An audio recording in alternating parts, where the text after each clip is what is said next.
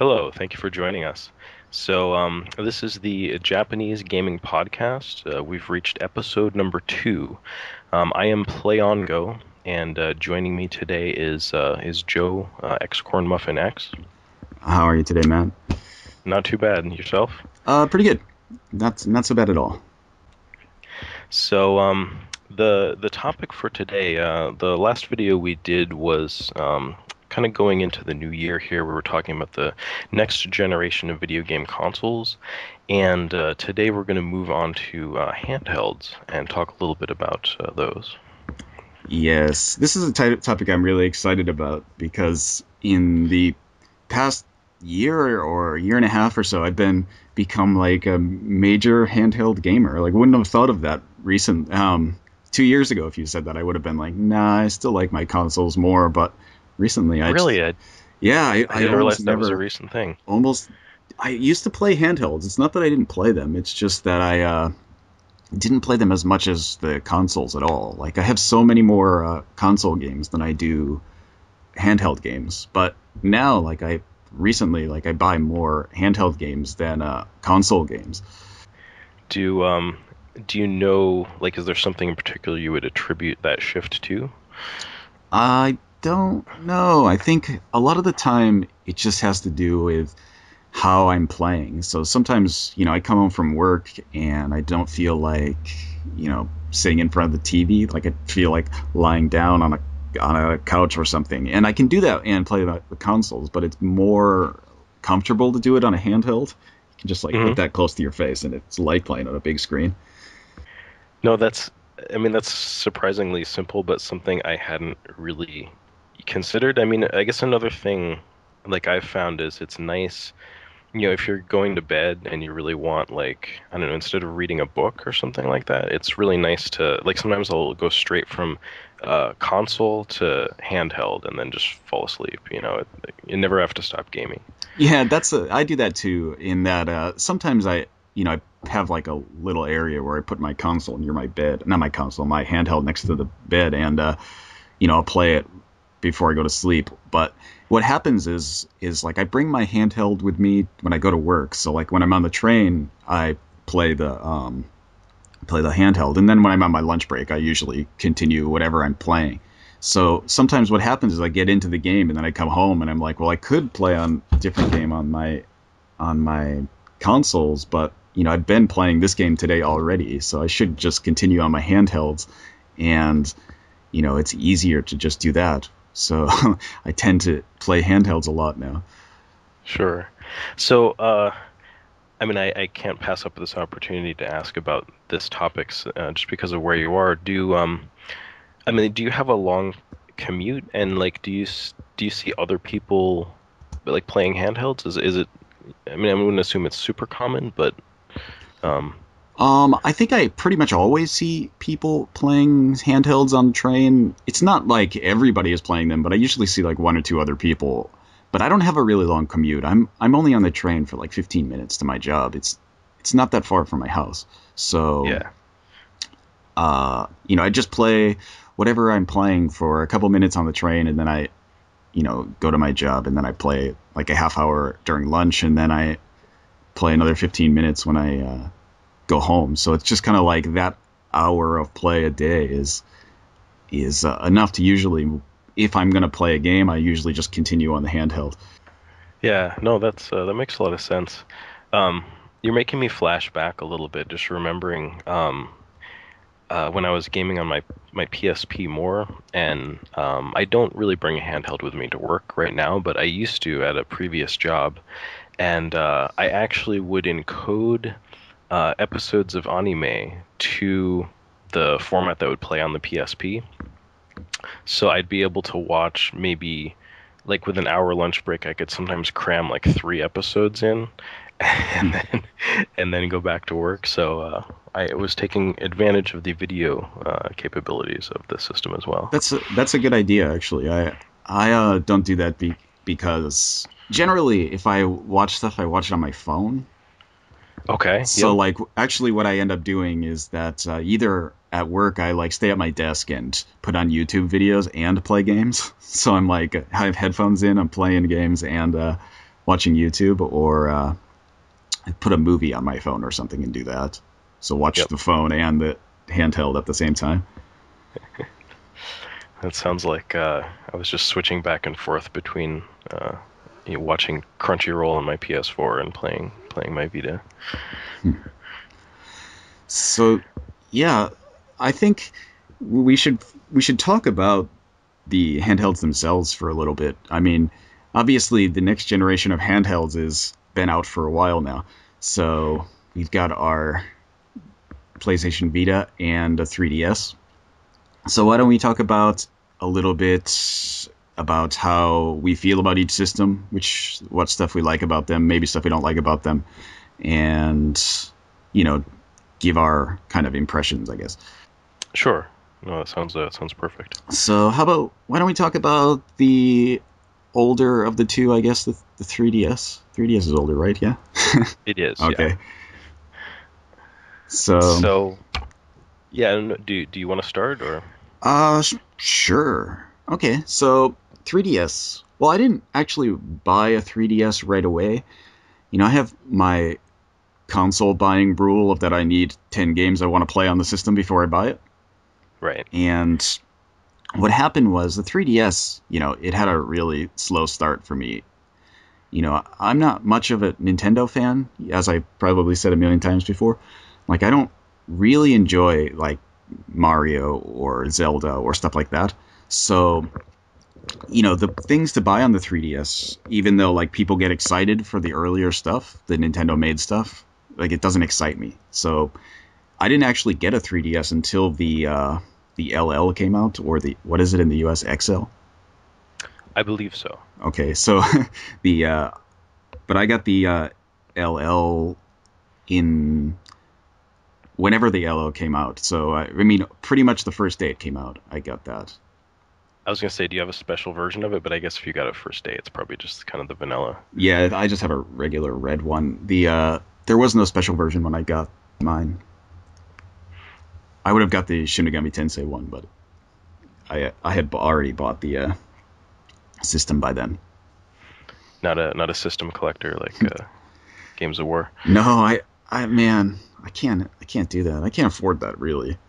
And like even though I guess I could buy more systems, like duplicate systems for the special ones, but I feel like if I'm gonna spend like another $200 or whatever, I might as well just buy $200 worth of games because that's more fun to me. Yeah, no, I feel the same way. So I guess I'll start. Well, when did you get the 3DS? Did you get it pretty early or? Um, I didn't get the 3DS early, although I guess the same as you. I got it after here the XL was already out. Um, and additionally, I even went as far as to pick it up used. Okay. Um, because I wasn't prepared to sort of fork out a lot for the hardware. Um, but for me, again, I really needed a killer app on it. And I think what I was waiting for was Bravely Default. Okay. So once I heard that that was definitely being localized, that really opened up the 3DS for me. And not only that, but also Project Cross Zone came out. So I believe that it was it probably coincided with the release of Project Cross Zone is when I picked that up. Oh, okay. So I don't know. Project Cross Zone is like a kind of a mixed game in that overall it's not a very good game, but Hmm. it's the kind of thing like it starts out strong and just gets worse and worse as you go along. But Uh-huh. it's the kind of game like if you're a fan of those companies, like you still want to play it. That's how I felt. That's how I felt when playing it. Like towards the end, I felt like these maps are so long and all of them are the same. They all have the Uh-huh. same setup. And what happened is like it got really awful. It felt really bad to play it after all the characters were introduced. Like Well, just once you knew there there's weren't going to be any more new characters, it was just like, oh man, I'm just going to have to go through more maps without anything new and exciting happening. Right, right. And I mean also like it seemed like they would just get kind of long and drawn out. I mean, you can sort of save in the middle if I remember correctly, so maybe it's not that big a deal, but I just started getting the battles where they're like, okay, it's a half hour, it's 40 minutes. I mean, I don't really remember how long No, they yeah, got, but they there are that long. They get really yeah. long towards the end. In the beginning, they're really snappy. It's like 5 minutes, 10 minutes. You're just like, yeah, Yeah. sweet. Yep. But yeah, there's something fun about just having a party sort of. They were always grouped together with what is it like? I guess you had sort of the main character and then the support characters. Yeah, I think like the thing with that is like it's pretty much Namco cross Capcom. Hmm. I mean, it plays the exact same way, and it's it's got different characters obviously, but even the game setup is the same. Like how almost every map has like you almost kill everybody and then like a million reinforcements show up every time. Yeah, That happened in which I Namco cross Capcom. That happened at, like almost every map. yeah that got it got a little bit old. Yeah, it's like it got to the point where like in the game they were like, this seems to happen to us a lot. Right, It's the kind of thing where like even they know they were overusing it, yet they still overused it. right, right. But I agree. I mean, it's fun having like a party with Frank West and Chun-Li and Morrigan from Darkstalkers or something like that. Like, um, there's something interesting about just that mashup of characters. Okay, so yeah, like back on the main topic of the 3DS, I think the reason I think the first game I got for the 3DS actually was probably Devil's Summoner, or oh yeah, it must have been Devil's Summoner when that came out, which was like July of 2012, maybe. I don't remember when it came out in Japan, Hmm. but it was around then, and I picked that up, and I thought, I actually already have that game on the PlayStation One, so it's a game that I'd have already played, but I figured I'd get it, and it's all right, pretty good.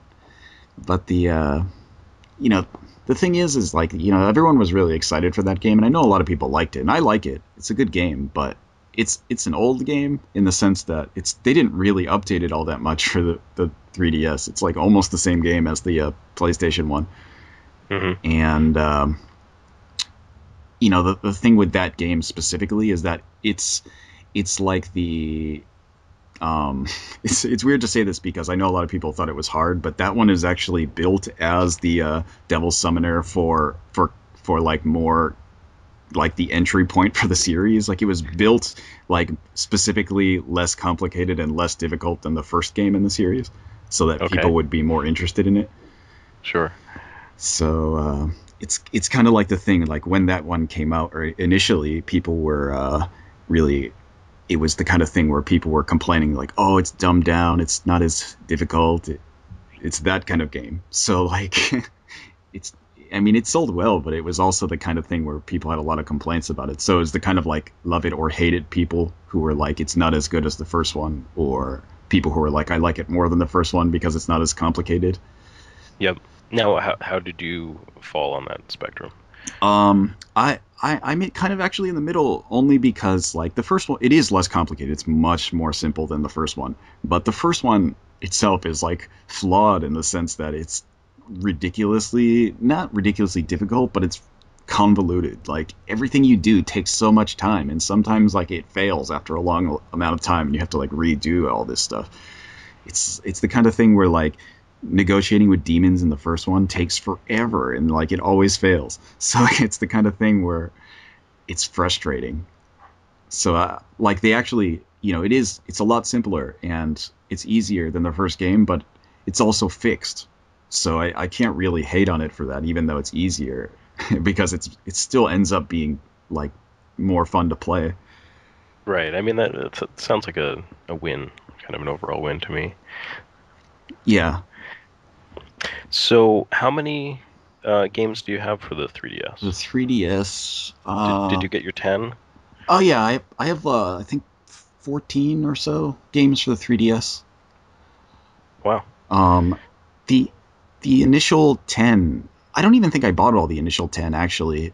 Um, just more stuff started coming out, and sometimes, you know, what happens with my list of 10 games I need to buy is not necessarily that I'll actually buy those games. They just have to be games that I'm interested in enough to think about buying to put on the list.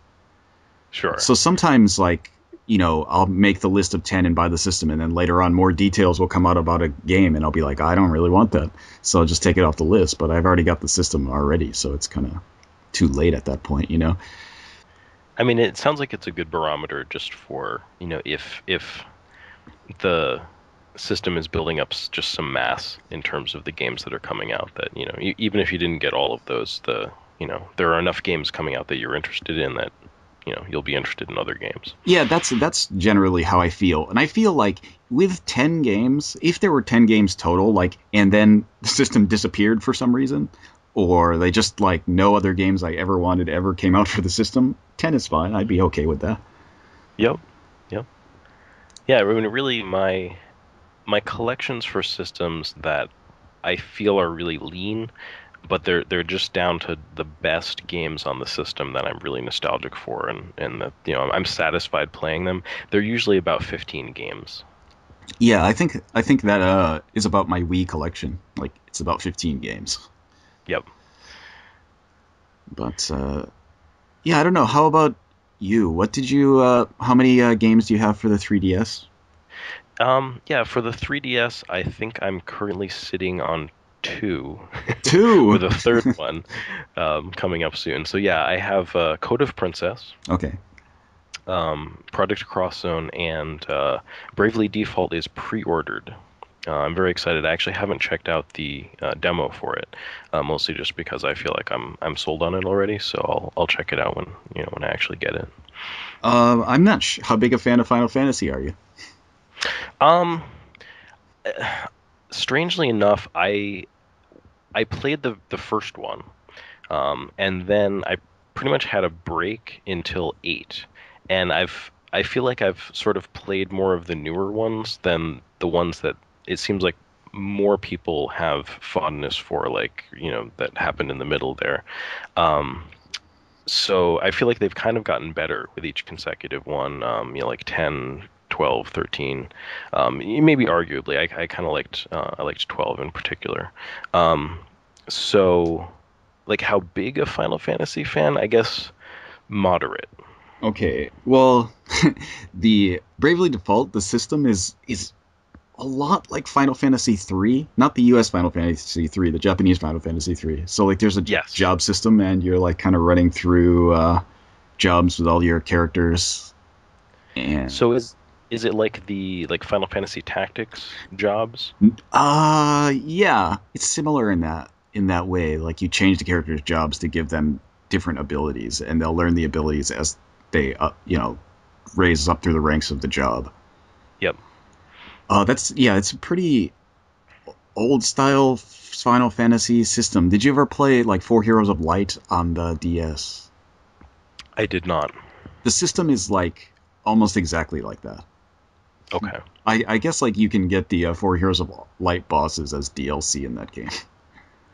Nice. So it's pretty much just like a continuation, and it feels like Final Fantasy 2. Like, the items are the same. Like, there's Phoenix Downs and potions and whatever. It's Yep. So, I mean, have you played the game start to finish? no, Okay. I'm not like a huge fan of it. I don't know why. It's not awful, and it's really cheap here because the original one is not the one you guys are getting. You're getting like the updated one. Hmm. I guess, like, the original one is the one I have. It's really cheap, and I haven't even finished it, and I probably won't go back to it. It just, like, wasn't. I don't know. I just wasn't really enjoying it that much. Hmm. It's not even a bad game. It just wasn't what I wanted to play at the time, and I don't feel like I want to start again because I don't remember what was happening in the story. Right. Right. I mean, I feel like games like they have a period of time after which they become stale. You know, and I don't think it's it's a set period of time, but it's kind of how long you have interest in playing a game that's on your shelf until you just don't have interest in it anymore, whether you've actually gotten around to playing it or not. Yeah, I kind of see that. I have some games that I've had on my shelf that I haven't played for a long time. And like mostly it's not stuff that I bought. It's usually stuff that people give me. So like I have a friend in the US who sends me stuff that he doesn't want anymore. Like Uh-huh. instead of sending it to GameStop, he sends it to me. And I think he's getting a better deal. yeah, but I have stuff like Dead Rising 2 that I played like an hour of and never went back to. Uh-huh. And I have like BioShock 2 that I never played. Stuff like that. Just stuff that, my friends recommended that I should play, and I thought like, oh yeah, I'll probably play that, and then I never actually do. So I think like I have Fable 3 also that I haven't even touched, but it's the kind of thing where maybe I'll eventually get the itch to play those games, so I just keep them in a special section on my shelf, like games I should probably play at some point. Yeah, it's like the rainy day shelf. Yeah, it's just that shelf always it gets bigger more so than smaller for the most part. So it's a lot of the times some of those games are hard to get to. So, I guess just thinking about the 3DS, when I first got mine, um, one of my friends was like, "Oh, like, I have my 3DS," and he's like, have you made your me or something like that, whatever the people are that you make." And I Yeah, was like, "No." So I did that, and then we did some kind of, I don't even friend know if codes. yeah, I forget what it's called. Um, but I guess you can play like these little mini games with your systems with friends, and I don't know, maybe accrue points or something like that. Um, I don't know, like how much have you played around with that kind of stuff on the Um, the 3DS? well, I've done like the street pass stuff. Street Pass, that's what it's called. So I've done a lot of street passing because if I go outside and I like bring my 3DS with me to work, I usually get about 10 per day. So it's pretty, I can do it pretty quickly, and I do that every once in a while. Whenever I bring my 3DS somewhere, it's usually street passing is on, so it's fun. It's kind of I kind of enjoy that actually, much more so than how the Vita's version of it. But the street pass has those games are fun. I didn't buy all the extra ones, but the kind of street pass RPG they have in there in the puzzle piece collecting. I guess I do that. I guess what does it get you? Does it just like unlock more areas in the game and stuff like that, or Yeah, essentially. I mean, the what happens is the street pass uses your me as an avatar, okay, and when you play those games, like if you play the RPG, you can unlock like hats for your avatar, so you can unlock like basically like avatar clothing, I guess, for your me's. That's about it though, and I don't know if there's extra stuff on the new games. Like they have released a bunch of new games, but they're all cost money, I guess. So you have like a shooter and I don't remember like a side scroller, I think. But they're it's pretty interesting, but I'm not really into it. I just I do it once the my kind of queue fills up for those, and then I just collect all the puzzle pieces. The puzzle pieces just give you like 3D models or scenes to look at. So okay. sometimes you can like, zoom around in 3D like a model of like Mario or something, or Samus from Metroid. And then sometimes it's just like a kind of a goofy 3D scene you can use with the 3D slider to like look at in 3D. Well, that sounds kind of cool. Yeah, it's not bad at all. I mean, I actually really enjoyed that as a function. I thought it was pretty cool when I first got the 3DS. I thought, well, like another bonus to that is that a lot of games use it like in the game, like for example in Shin Megami Tensei 4, if you leave on Street Pass for that game, like sometimes you'll have like a random demon fusion show up in your in your party. Like somebody's random Street Pass demon will fuse with your random Street Pass demon to create a new demon for your party. Huh. Now, like is that something where you can set like what of your Yeah, yeah, demons are publicly available or something or yeah. You have to set the one that's you have tagged for Street Pass. okay. But there a lot of games do stuff like that where there's a kind of Street Pass feature. Like I believe in Animal Crossing, there's a Street Pass feature where you can like go to the dream town of the person. Like a dream town is like this special town that you make with unlimited resources, I guess, to make it how you want to make it. Hmm. But you kind of Street Pass those with people to view their dream town. There's a bunch of stuff. I can't remember all the other ones. I'm trying to look at my games to see which ones had stuff, but I know a bunch of other games had stuff that were Devil Summoner had some kind of points you got to get special demons. No, it's interesting when you talk about it. Like, I think a lot of people are criticizing Nintendo for, um, you sort of being behind the times or being a little,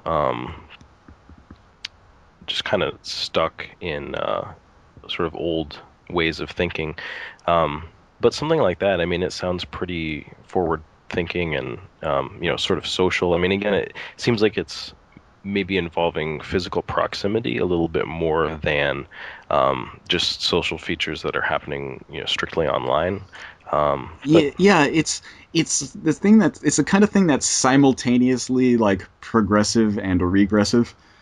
Do mhm, you understand what I mean? Like it is a cool sure, new feature and it's exciting and I like it, but it is literally like involves proximity. So if you live in the middle of nowhere and nobody around you has a 3DS, you're never going to be able to use that feature.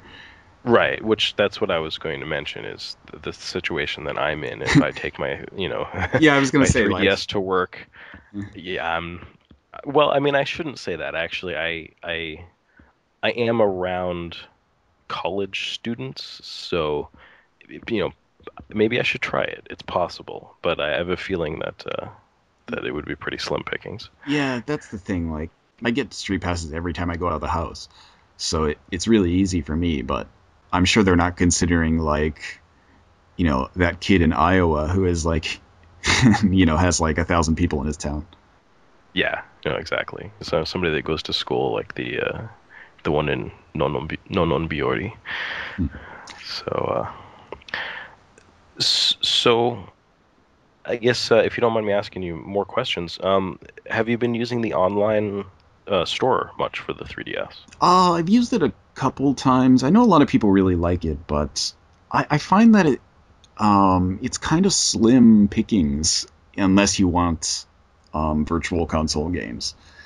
Right. Now, I mean, it kind of took me by surprise, like the amount of just really interesting stuff it seemed like was coming out on the Wii in terms of like PC Engine games and Sega Mega Drive games, some things that had never been released in the West before and stuff like that was coming out um, on the Virtual Console. Um, do you know if the 3DS has a similar library? I mean, I should just be checking myself, but I haven't. There's no games past the 8-bit generation, I guess, on the 3DS Virtual Console. Hmm. So there's no Super Nintendo games or Game Boy Advance games unless you were an ambassador and got those free ones that they gave out. Right. Yep. Oh, that's interesting. I wouldn't expect that would be a technical limitation. So, Yeah, it's weird that they would, not offer those because they are offered on the Wii U. Like they have a section already on the Wii U and on the Wii. So it seems like, they would just throw those over to the 3DS, but they haven't, and I don't know if they plan to, which is, kind of disappointing because a lot of the games that I'd want to play are, Super Nintendo or Super Famicom games. right. I mean, it might not be that different from the way that the Vita can't play any PlayStation 2 games, whereas those are available on the PlayStation 3. Yeah, although that actually might be a hardware limitation. Hmm. Whereas I don't think the 3DS is so weak that it couldn't emulate a Super Nintendo game. I mean, that seems impossible. Right, right. And plus, they've already done it. That's the thing. Like those games, part of the Ambassador program, were Game Boy Advance and Super Nintendo games. Yeah, no, that I mean that proves that it's it's something that they can put on there, and not only that, but I mean if there's some I don't know what it would be a licensing thing or something. I mean, Yeah, but even then, like they could release their own games. There's no licensing for, yeah, Super Metroid to Nintendo. right. But those kind of things, like I don't know, it's kind of like a weird decision. I think I'm not sure. I mean, there could be a technical issue why they're not doing it, but it seems like the proof that they can do it is already there. So why they're Right. not is kind of weird to me. So what do you think are the strengths of the 3DS? Um, well, first, I like the 3DS hardware. Um, it's easy to carry around. It's nice to look at. I mean, it's not. Obviously, it doesn't look as good as the Vita does, but it still looks good for what it is. And I feel like the 3DS has a different kind of software base than the Vita does. Hmm. So the kinds of games that show up on the 3DS are usually not similar in type to the games that show up on the Vita. So like if you looked at my collections side by side, they're really different in terms of the content, except for first person dungeon crawlers, which seem to do well on both systems. Do g- do you see any like particular themes in that? I guess just in terms of like the because from what you said, you aren't really a big fan of the Nintendo first party games. So I'm just kind of curious out of the third party library on the 3DS if a particular kind of company or sort of style of game stands out or in particular. Well, for me, the 3DS, I play a bunch of mostly RPGs, I think, on the 3DS. So almost all of my games are either first person dungeon crawlers or, strategy RPGs or, I guess, other types of RPGs. They're Hmm. mostly RPGs. I think, like, looking at my games, like, I have Code of Princess also. And I have, I guess, a beat 'em ups is the other one that's more of, because I also have that Oh yeah, Kunio Kun yep. game. And And that Metal Max you were talking about, that's third person RPG. yep. So pretty much the 3DS, I buy almost only RPGs, and I have like a simulation game, but there's not actually that many on either system right now. But I also have Animal Crossing, but it's that was a game that somebody bought for me. Yep. Yeah, that's a series I've never really played. It's weird because like I uh, got into that on the GameCube. All my friends had it, and it was really fun to play. But mostly, I just like to unlock the. You could unlock NES games in the game, Oh wow, okay. so you could unlock kind of Nintendo Virtual Console. It was like the GameCube's version of the Virtual Console. So I would just play that, and mostly just to unlock NES games. I mean, I think that's kind of ingenious.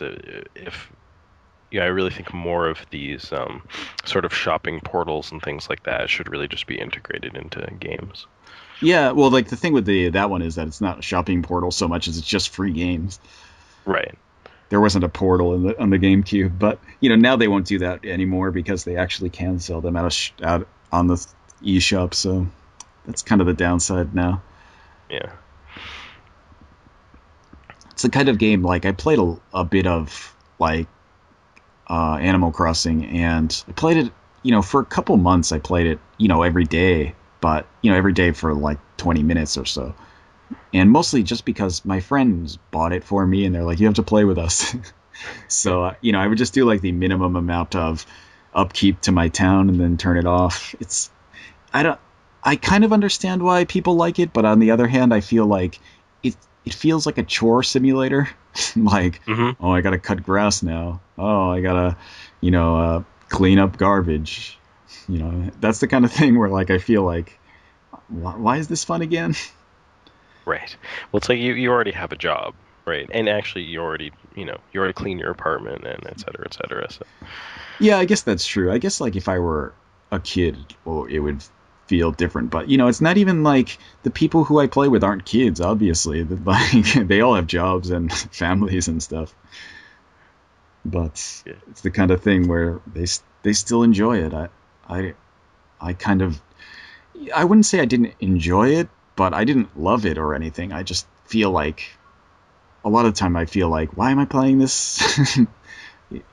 It's the kind of thing where it after a while I just quit because I feel like, well, this doesn't do anything for me. It's just like I'm logging in daily to do chores. Right, right. I mean, it sounds like an MMO basically. Yeah, there are good features to it. It's fun to like goof around with your friends, and like mostly I just spent my time trying to play practical jokes on my friends in their towns. So that was essentially it. I mean, Nice. Just thinking about the 3DS. For me, I mean, I guess obviously I don't have very many games for it. Um, but one thing that I really found interesting about it, especially like when I do travel or like, I'm getting in the car and I'm gonna go someplace, it feels, I mean, I also have the small one that it isn't the XL. So, it's a clamshell case, and somehow it just feels easier to grab. I don't actually put it in my pocket, but I don't feel as bad about like throwing it in a bag as I do my Vita. Um, and I even think the investment in just sort of taking it out and opening it up and playing it seems a little bit less than the Vita too. Although I'm actually getting much more accustomed to using my Vita and just having it around, having it convenient, and just turning it on and off. Like the pausing feature is really nice on that. Um, but there's something about the 3DS that I think it feels very accessible in that way. yeah, I agree with that actually. It does. It is easier to carry around the 3DS than it is the Vita, only because it is because it's a clamshell. You don't feel bad about like just throwing it in a bag, for example. Like with the Vita, I'm always like a little worried, like if the sticks are gonna snap off or something, if I like throw my bag or something by accident. Right. Even though like that's not to say like the Vita feels like it's gonna break, because it doesn't. Like I've never like actually pulled it out and felt like, whoa, it's pretty close to breaking there. Yeah, I mean, if anything, the cheapest part of it is like I threw some grips on it, like a sort of a grip handle, and that's cheap. But the Vita itself, it feels really solid. Yeah. Do you have anything you don't like about the 3DS? Um, that's a good question. I mean, I guess I would have to say that owning it now, like I think I like it a little bit more than I was expecting. And it does have, I guess, limitations in terms of uh it only has one analog stick kind of a thing, for instance. Although didn't they release something with Resident Evil where you could like add another one on somehow? Yeah, it's like a clunky add-on second stick. I don't actually have it. I'm not sure. Like the LL needs like a extra big one. That's even more hard to find, I guess. I mean, I guess I Oh, could just go to yeah. a store to buy it, but I've never played anything where I felt like it really needs that second stick. I mean, I Yeah. think people who are making games for the 3DS realize that not everybody has it, and they usually just, if you have to like move the camera back and forth, usually they just map it to the L and R buttons. Yeah, and I mean, so that aside, and honestly, I don't know how much that feature comes in handy on the Vita. Um, the screen resolution. I don't know, how do I say it? It's not actually something that bothers me that much when I'm just playing my 3DS. It's more that if there's any games that are multi-platform that are on the 3DS and the Vita, I will buy the Vita version every time. Oh yeah, me too.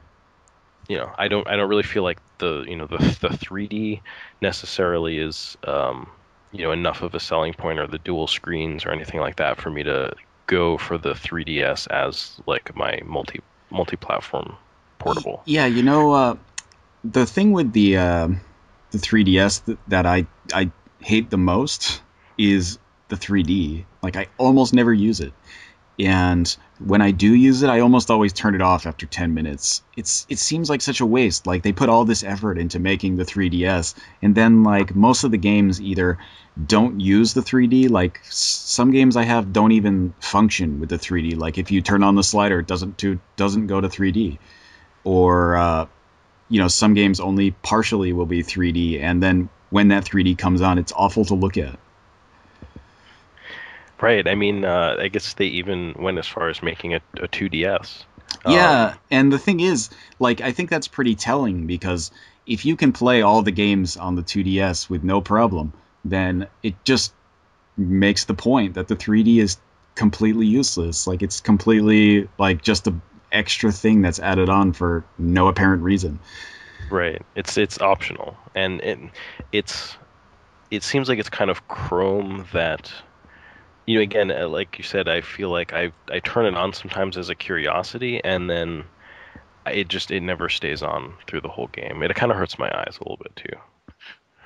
And I know, like, a lot of people don't have that, but man, after like a half hour of playing in 3D, I'm feeling like, man, I gotta turn this 3D off. It's bugging me. Yeah,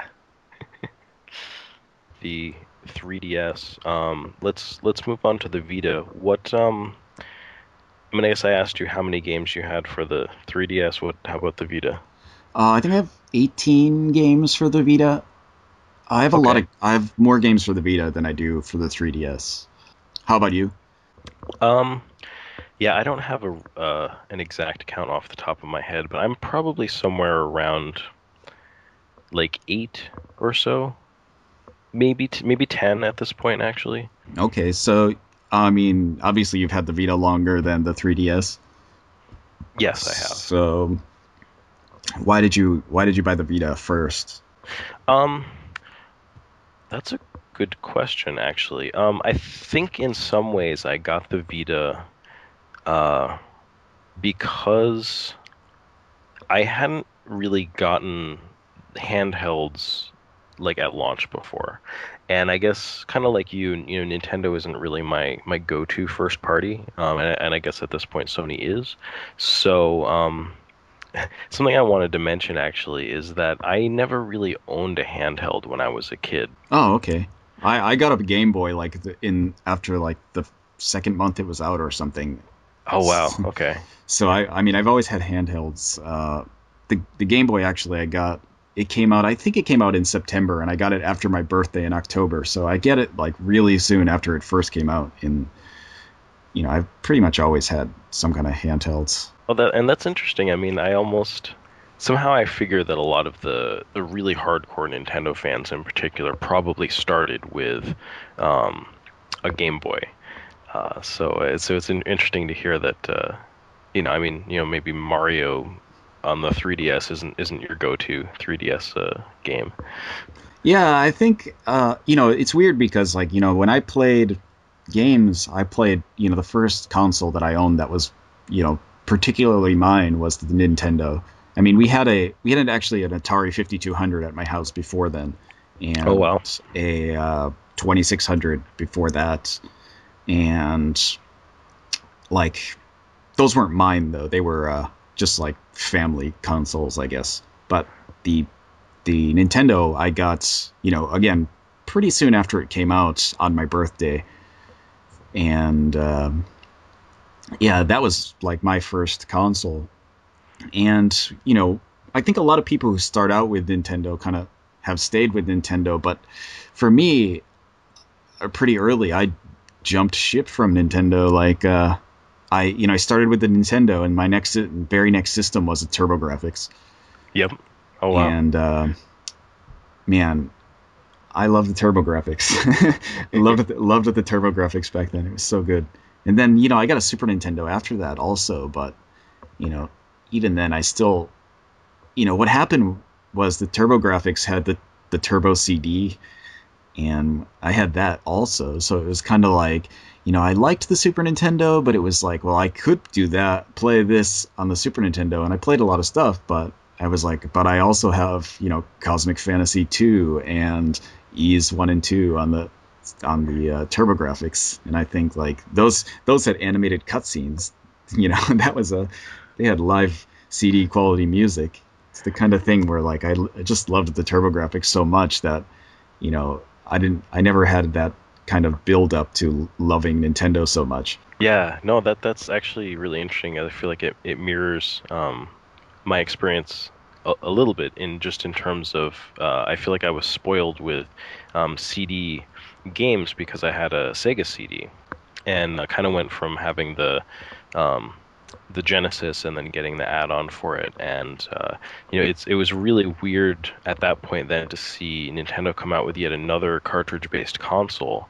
Um, it seemed like it made the choices just really obvious to me of getting something else, Saturn or a PlayStation or something that was CD based. That kind of led me down that path. Yeah, it's weird though, but for the handhelds, like I did start with the Game Boy, and I played essentially Nintendo handhelds forever. I didn't even get a PSP until after I'd come to Japan, so I mean, pretty much all my handheld gaming was Nintendo stuff. But again, I didn't play a lot of Nintendo stuff. Like I can think like my on the Game Boy, like all the stuff that I played was like mostly Capcom stuff. For me, in a way, my first handheld was a Game Gear, but it was well beyond the time of the Game Gear's active life. So in some ways, maybe similarly to you, I guess your first non Nintendo handheld, um, the PSP was kind of my first real handheld system. So I guess that brings us back to the Vita, where in some ways I almost feel like the PSP and the Vita are my introductions to handheld gaming, and it's almost like I'm getting into it fresh for the first time in the past 6 or 7 years. Um, so I guess that's kind of why I was excited about the Vita, and it seems like just a really nice piece of hardware too, and the I think the culture around handheld gaming right now and its position is very interesting, especially when I realized that I hadn't taken advantage of all of the great games that were coming out on the PSP. I didn't want that to happen with the Vita, um, which I feel like now is positioned, I think, really well to actually have just a whole bunch of great games this gen. I'd actually agree with that. The Vita is, for me, it is really strong. I mean, obviously not in sales, especially in the US, but the software that's coming out for it, like, as I say, I keep my up to buy list for games, and my Vita buy list it's like 3 times the size of my 3DS buy list. There's so much more stuff that I'm interested on the Vita than there is on the 3DS. What does that look like currently? My buy list. Yeah. Do you want to know about stuff that's out that I haven't bought yet, or just stuff that's upcoming? Um, I mean, I guess whatever you would like to share. I mean, I'd be curious about either. It's interesting because I have a lot of stuff that I am pretty interested in. That's just stuff that's been announced and will maybe be out this year or not, and stuff that's already out that I've been. I bought a bunch of stuff recently to kind of lessen the list, but it's still the kind of thing where like I have, like I want the Assassin's Creed game on the Vita, but I haven't bought it yet, even though it's been out forever. Hmm. But there's a ton of upcoming stuff that you know prevents me from buying the older stuff because I'm like constantly have something to play on the Vita. So every time I finish a game, like I can just stick the next one in because I already have like a kind of Vita backlog going on. But for me, I think the next game that's upcoming that I want to get is Kagero. Yeah. That The new Deception game. is that what it's called in the U.S.? Is it called Deception or is it called Kagero? I mean, I think what happened was the Kagado name really kind of caught on, because I think that was sort of the breakthrough, or maybe just the only. It was the first game in the series that I really noticed. I believe that they might have had Deception 1 and 2 here, but Kagado was 3, I believe. Yeah, it's weird And because they're named differently in Japan. oh, they So are. yeah, they're not. I think like there was Trapped or whatever in the US on the PS2, and Hmm. that's like a Kagero game. It's Kagero 2 in Japan. Oh, interesting. Because So I remember that the Kagado here was Deception 3 Kagado, and I think that's the first time that I know of the Japanese name being used on the US release. is the release in the US gonna be called that Kagero, or is I it believe it Deception? is. Well, that's a good question. Now maybe I need to look. Yeah, I don't know, but I'm pretty excited for that. It's an interesting game, like all together, and it's like a strategy RPG that you play without like units. You just play with traps. It's pretty cool.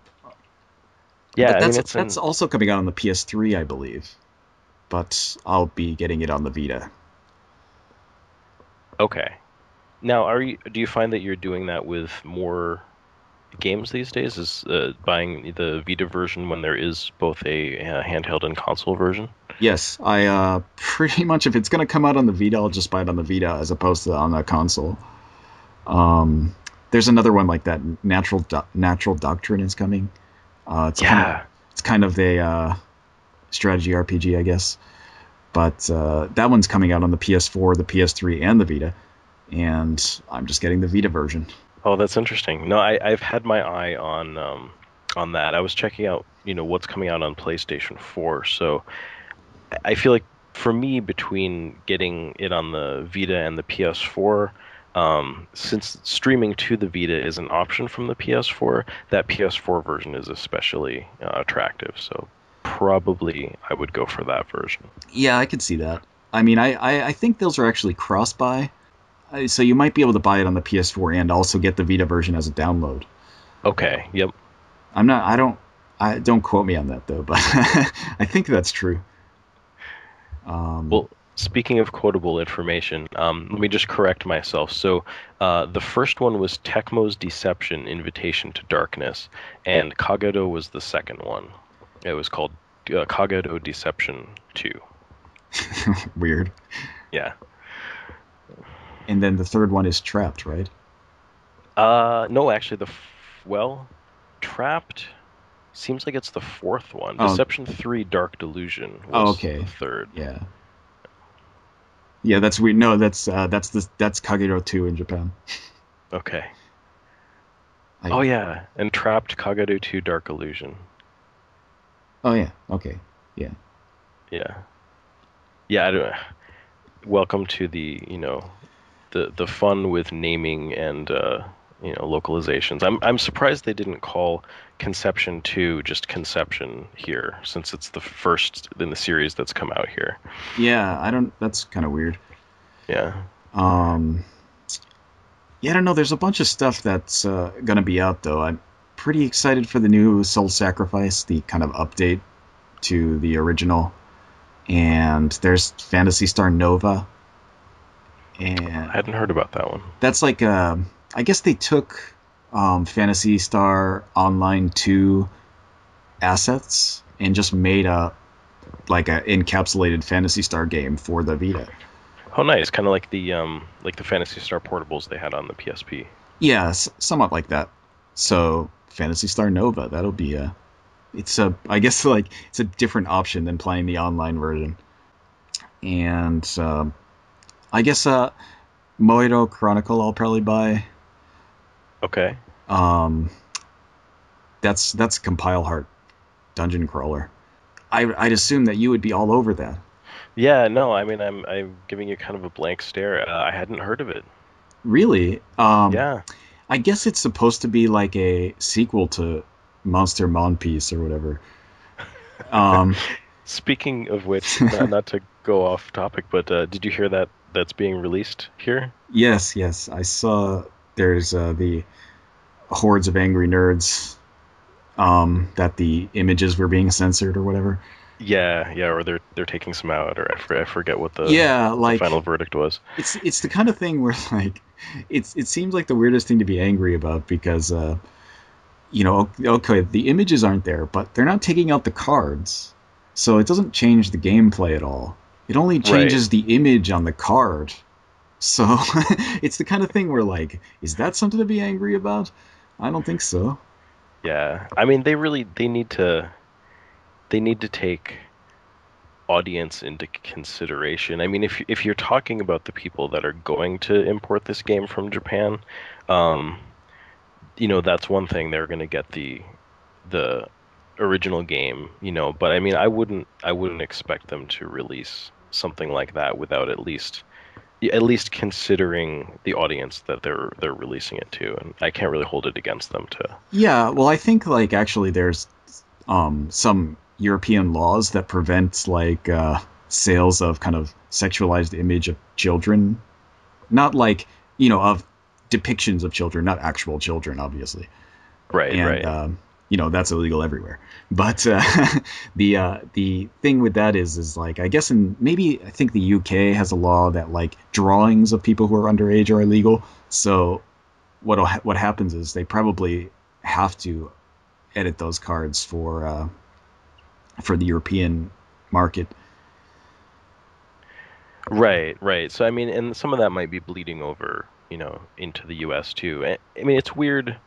Um, every place has its own sort of laws. I mean, I heard recently too in the news it was the patch for League of Legends, I guess, was getting blocked by certain ISPs in like Europe or the UK because of like filters that they had put on for stuff like that, and it was just matching a string of characters that happened to exist in the file and causing a lot of problems. Yeah, I saw that. Well, the UK has like that weird anti-pornography law recently, so Yeah, I hadn't heard. that kind of it has to do with that. Like I guess that string of characters like spelled sex at some point, and that was enough to get the patch blocked. Okay, okay, yep. That's the So, anything. Well, yeah, we were talking about Moiro Chronicle, which is I guess it's an actual first person dungeon crawler, but it uses the same type of monster girls as in Monster Mom Piece. So there's it's all your enemies are monster girls, I guess. Um, so I've talked about this a little bit in probably in one of my Dark Demon Souls videos or whatever. But the thing with that is that it's the kind of game that I feel torn on buying because like I'm not like a huge fan of the art style. Like I don't really like that kind of like moe kind of anime art that you like. right, right. And That's not like the selling point for you. yeah, it's the kind of thing where like I I'm not a fan of it, so I don't really think of it as like a selling point. But because it's a first person dungeon crawler and it's also made by Compile Heart, who I know can make a good first person dungeon crawler, it Hmm. makes me want to buy it. But then again, I'm conflicted in the sense that I kind of don't want the the pervy moe game. I don't want the perv elements, is what I'm saying. Right, right. You don't need to buy the Famitsu DX version of Moeru Chronicle. Yeah, you you on the other hand, it seems like something you might buy. Yeah, no, I definitely. I mean, I feel like maybe it was the turn of the year or something. I really decided to step up my game, and I'm like, I'm gonna really go after these new games that are coming out, Japanese games for the Vita and the PS4 and stuff like that, and really kind of just double down on that. So um, the thing is, I don't have to look very far, and already I'm being inundated. I think my next purchase along those lines is probably going to be Superhero Chronicle. Um, is the one I'm definitely looking forward to. What is that?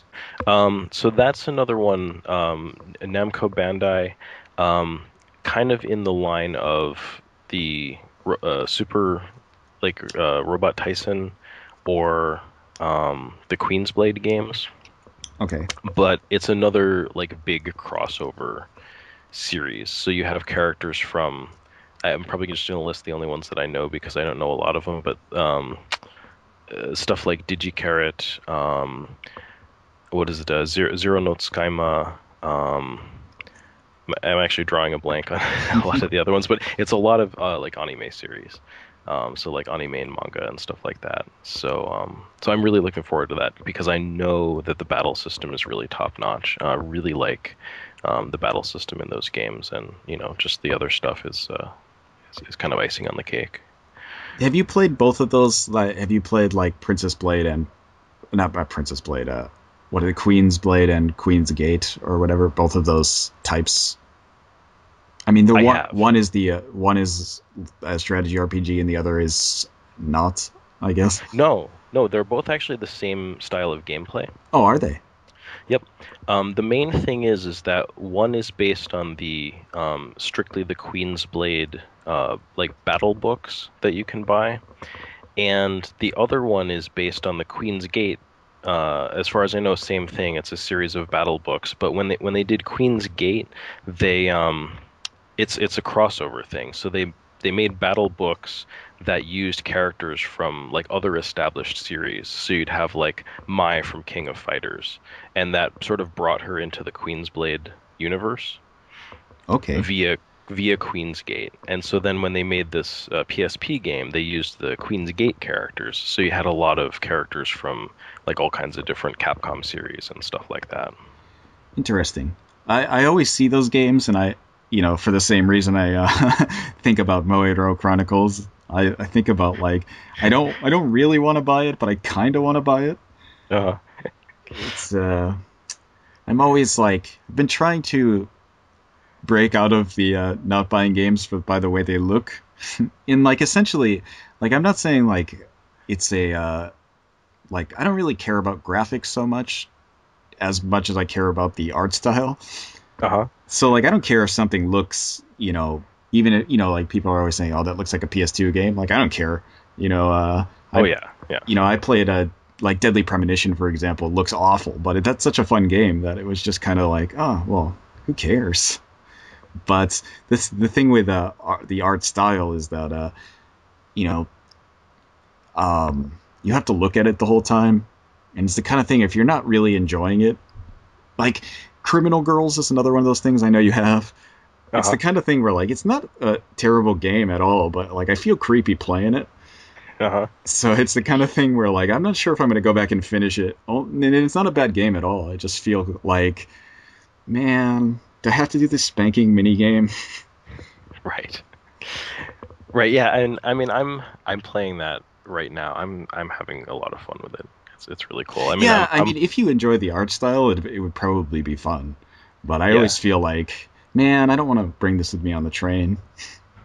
That right, kind of right. thing, like it's You just you pretty much can't. I mean you shouldn't at least. I'm sure somebody does, um but even I wouldn't go that far.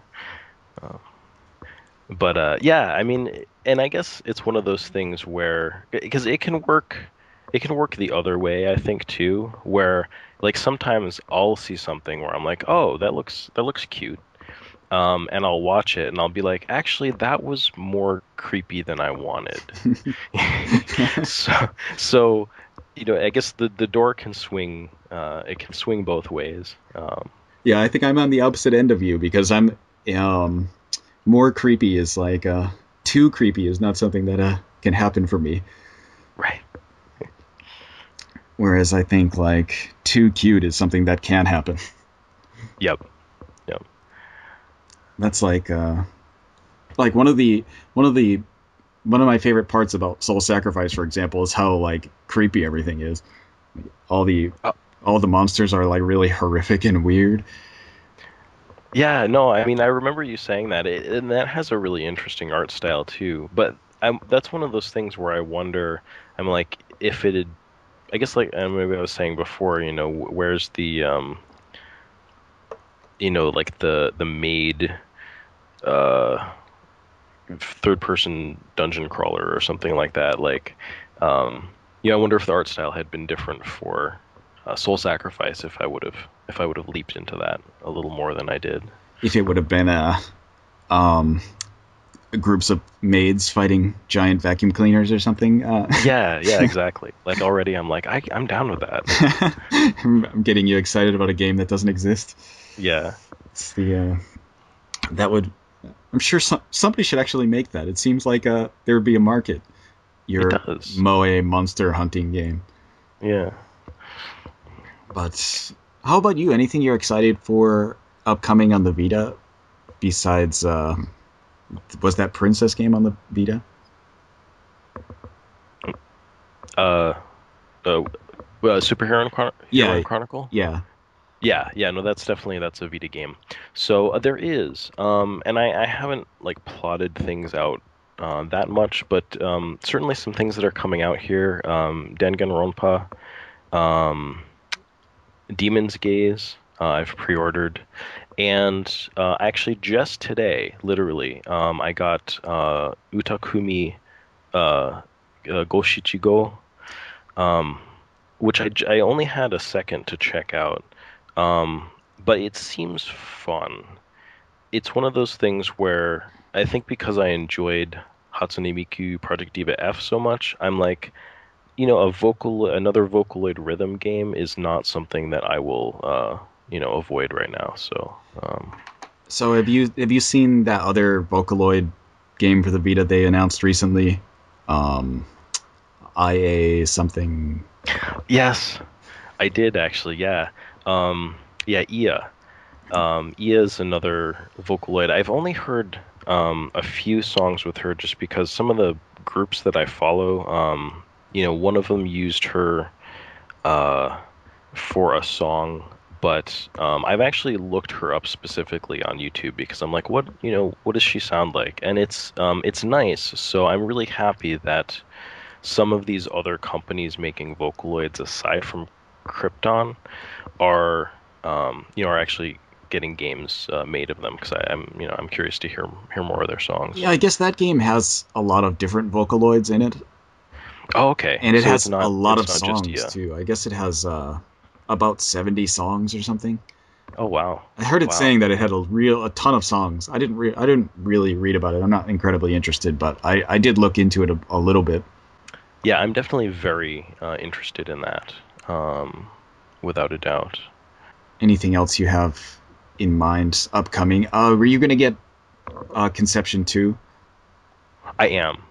Yeah, definitely. That's coming up in I think April 15th for us. Um, so that's definitely on my list to pre-order. And honestly, I'm kind of wanting to go back and maybe pick up a couple of Vita games that I've missed out on. Um, I'm in a little bit more of a dilemma than you are though, because some of these are cross-platform. For instance, Superhero and Chronicle is on the PS3 as well. But for that one, I actually kind of want to get it on the Vita because the other games I played on PSP, so I feel like it's a portable series.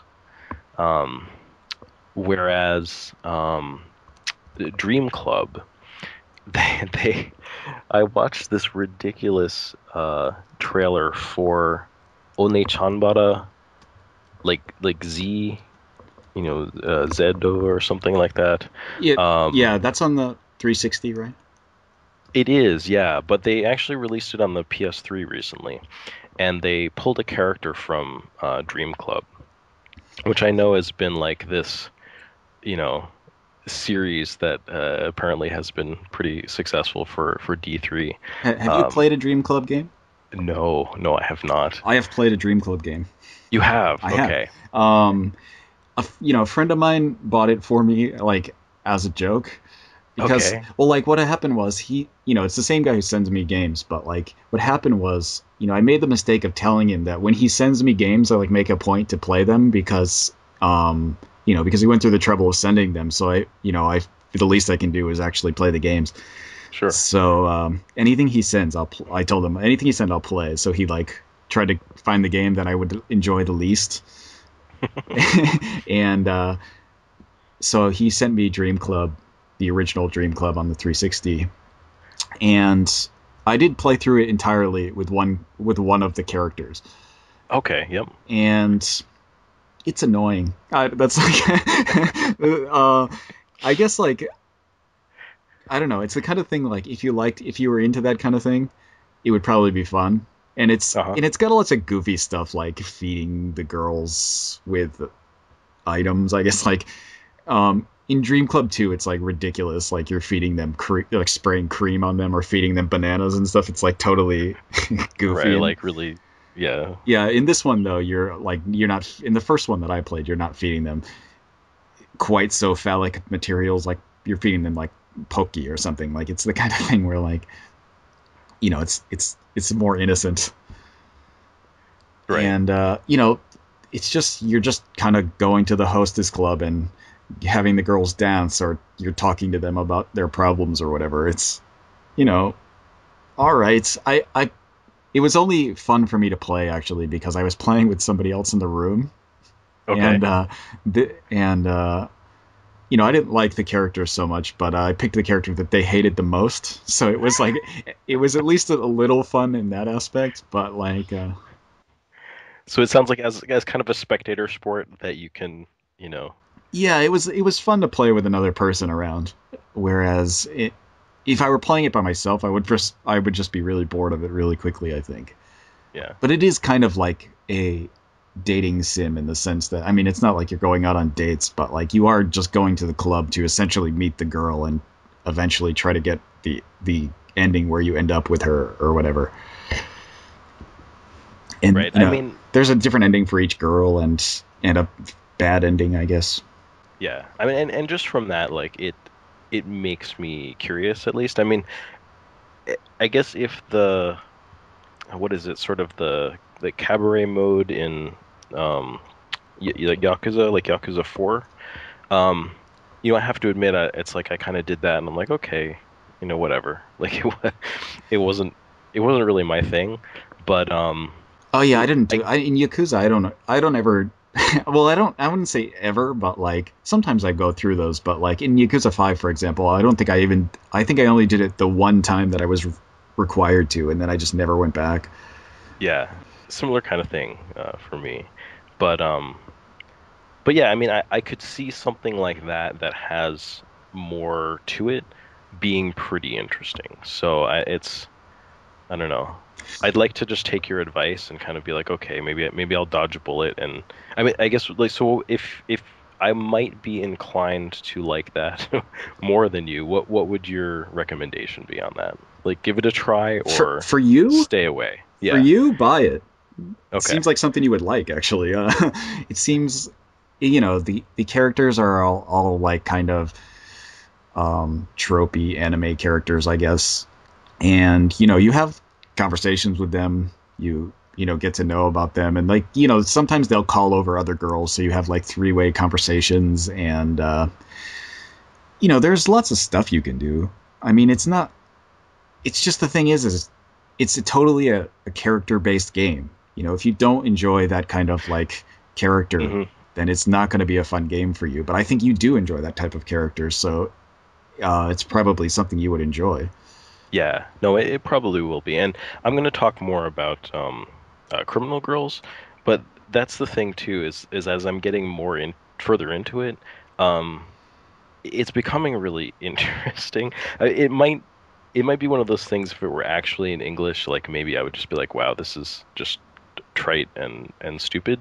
But I mean, these girls have gone to hell, so of course, um, you kind of apparently they represent like sort of the cardinal sins, and you start getting these backstories to them about like how like why they went to hell and sort of like what their crime is, and they're sort of going through this catharsis where like you make a team and you're kind of all working together and everybody um starts becoming better people, and I'm probably playing it up a little bit more like than it deserves. But I started to become kind of like vested in it. It's really cute.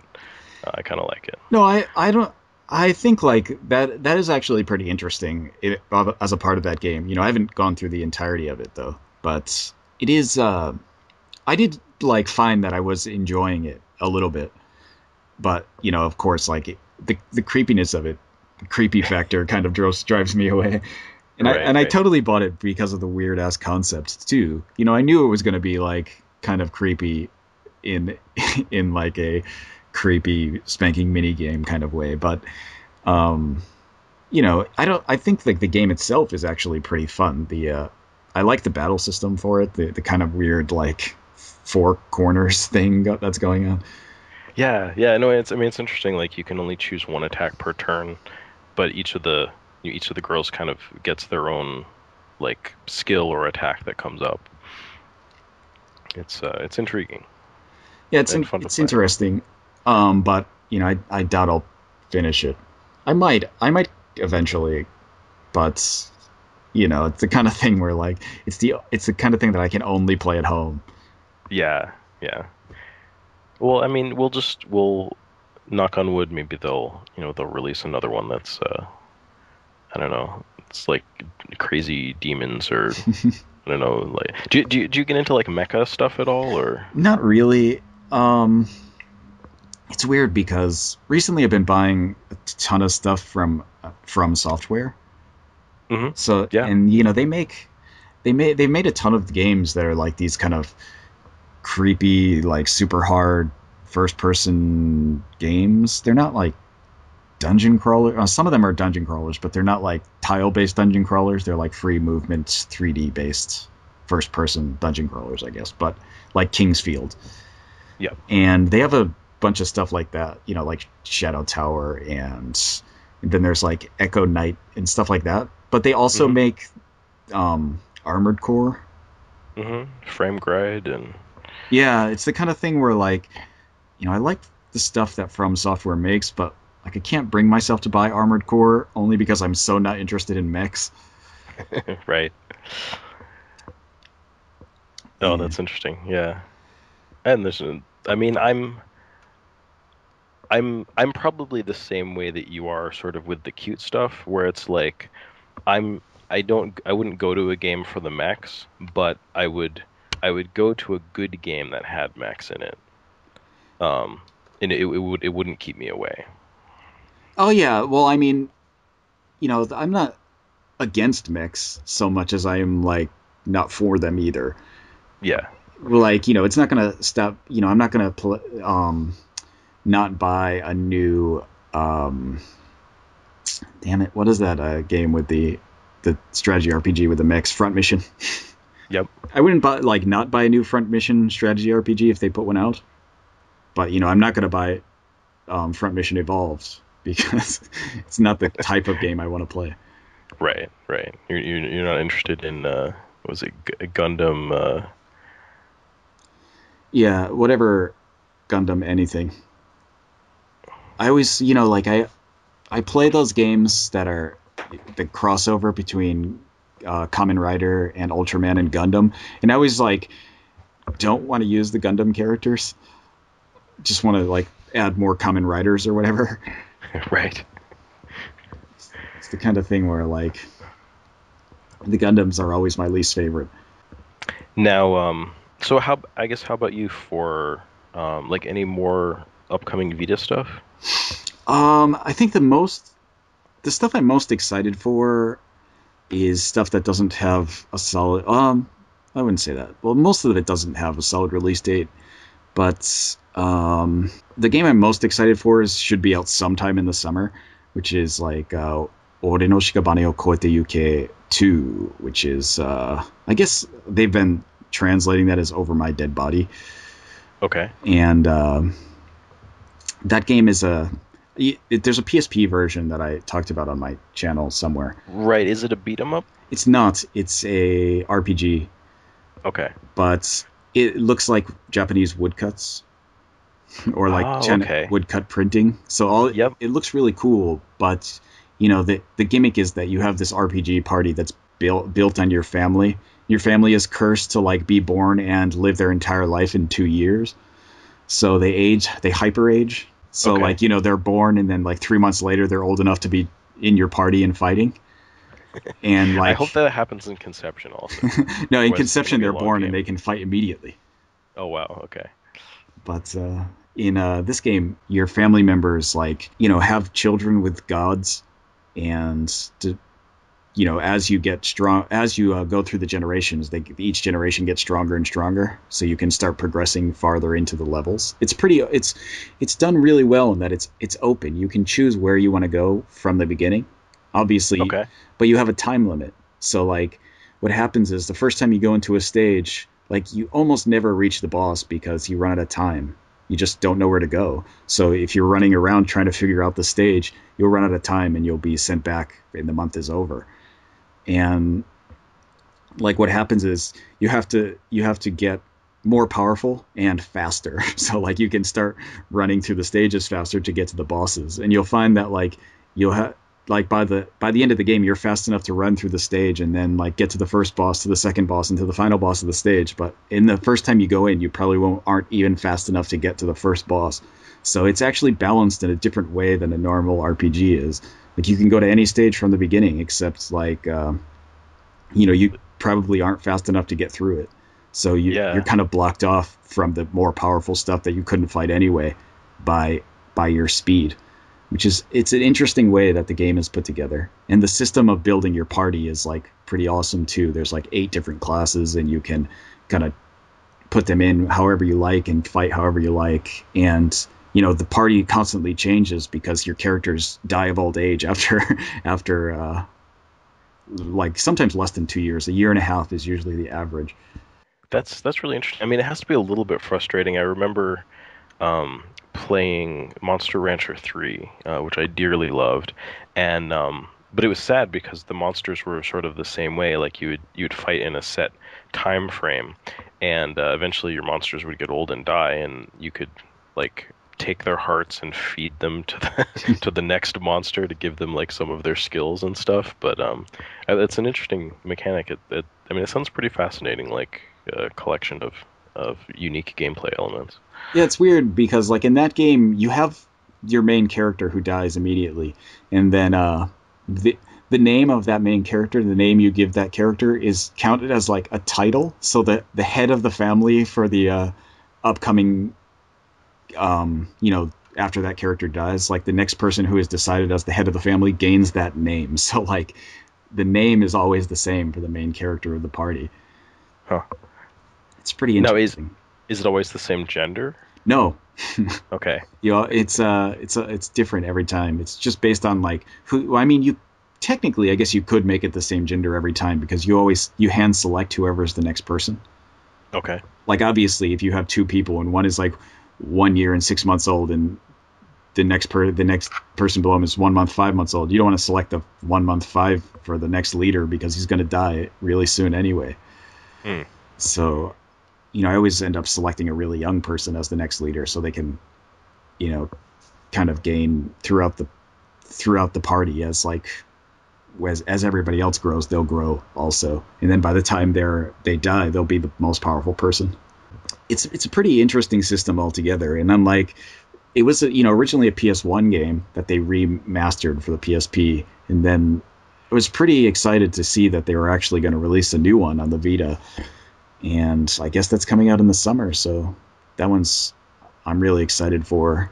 Um, there's also I'll probably actually get the Persona game that's going to come out, the dancing one. Oh, okay. Yep. So that one is actually I don't if you play the Persona games, like the music in those games just gets, even if you like it or not, it just gets ingrained in your head, like you hear it so much.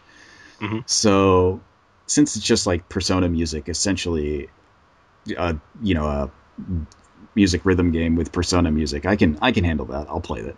Yeah. I mean, it seems like the Theater Rhythm game there, the Final Fantasy one. I haven't actually played that, but I can see that working. I mean, the Final Fantasy games traditionally have had good music, and it seems like that would work out. Yeah, it's the same kind of thing. It's like just I've heard the Persona music so much. You play those games for like 100 hours each or whatever. You just hear that same music over and over. It's very familiar. Now, are you? I forget if we talked about this, but are you interested in the Final Fantasy remake?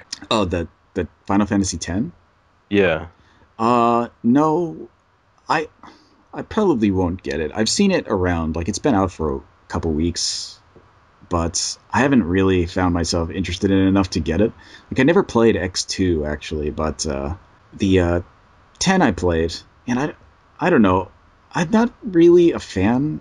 Not that I didn't dislike it, but I didn't love it. Hmm. And unlike you, I really didn't like Final Fantasy 12. Hmm. So it's the kind of thing where like after that I didn't even play 13 because I was like after playing 10 and then 12 and then it felt like, oh, I just don't want to play Final Fantasy anymore. Yeah. No, I mean, I don't blame you. Like, I'd like to say, 13 was amazing and you should play it, but if you said you're kind of interested in playing 15, I don't think you're missing much by skipping, the whole like trilogy. Um, I'm even a little on the fence about Lightning Returns, but I think I'm gonna get it just because I really did enjoy just the battle system and just kind of making my way through 13 so much that I have a feeling that like I will find something to like in Lightning Returns. Did you play 13 too? You know, it's kind of a sad story about that game because I started it and I got about 6 hours in. And one of the things that I loved about 13 is that I could take my save, I could go to my friends' houses and I could play the game there, and then I could just bring the save with me on a USB stick and keep playing it at home. I actually sold at least one copy of the game by doing that. That one of my friends, after he saw me play it, he's like, I need to go buy this game right now. Um, and so when I got 13.2, I was like, okay, I did the exact same thing. In fact, Sony had just rolled out the cloud saves for PlayStation Plus, which I was absolutely loving at the time. So I saved to the cloud, I went to my friend's place, and I tried to play the game, and it started me from the beginning. So I was like, oh, well, that sucks. So I'm like, well, I guess I'll just have to keep playing it from home. So I came home, and it started me from the beginning again. Oh, weird. If this cloud save didn't work, is that what happened? Yeah, well, I mean, the save worked, but the game it seemed like was built. I don't know if it was an anti-piracy thing or something like that. It seemed like it was built so that you couldn't start from a save that had been transferred or something like. I'm still not sure exactly what the issue was, but I actually I emailed their support and they basically just emailed me back and they're like, yeah, we're not obligated to, provide to basically our game is not obligated to function with Sony's, feature that they rolled out. And I was like, okay, well then I'm not obligated to play your game. So so that so I mean, and it's not so much that I don't want to play it. I haven't gotten up the nerve to go back and play it after that. I'm sure when that, wears off, I'll Lightning Returns is directly connected to it in Mhm. some way. I don't really know, but yeah, I don't know. I'm just wondering if you could play it without playing 13.2 and still understand what's happening. Oh, yeah. No, I know what you're saying. I mean, I just did that video where I was like, what do you do about series? You know? And I think if anything, that at least has helped cement in me a feeling that I don't think I ever want to not play a game because I haven't played other games in a series. Um, maybe that's kind of a broad generalization, but that that I like unless something is like extremely serialized, it seems like more and more companies are making their games to attract new players, to be accessible to more people, and really to be playable on their own. I don't feel like I would be missing, that much. And honestly, the story is nonsensical enough in those games that it probably doesn't matter. So, know what we never talked about? Oh, what's that? 3DS games we were looking forward to. Oh, that's a good point. Um, I mean, maybe if I can go first, it's a short list because Bravely Default is the only one I can think of off the Really? top of my head. Uh, Yeah.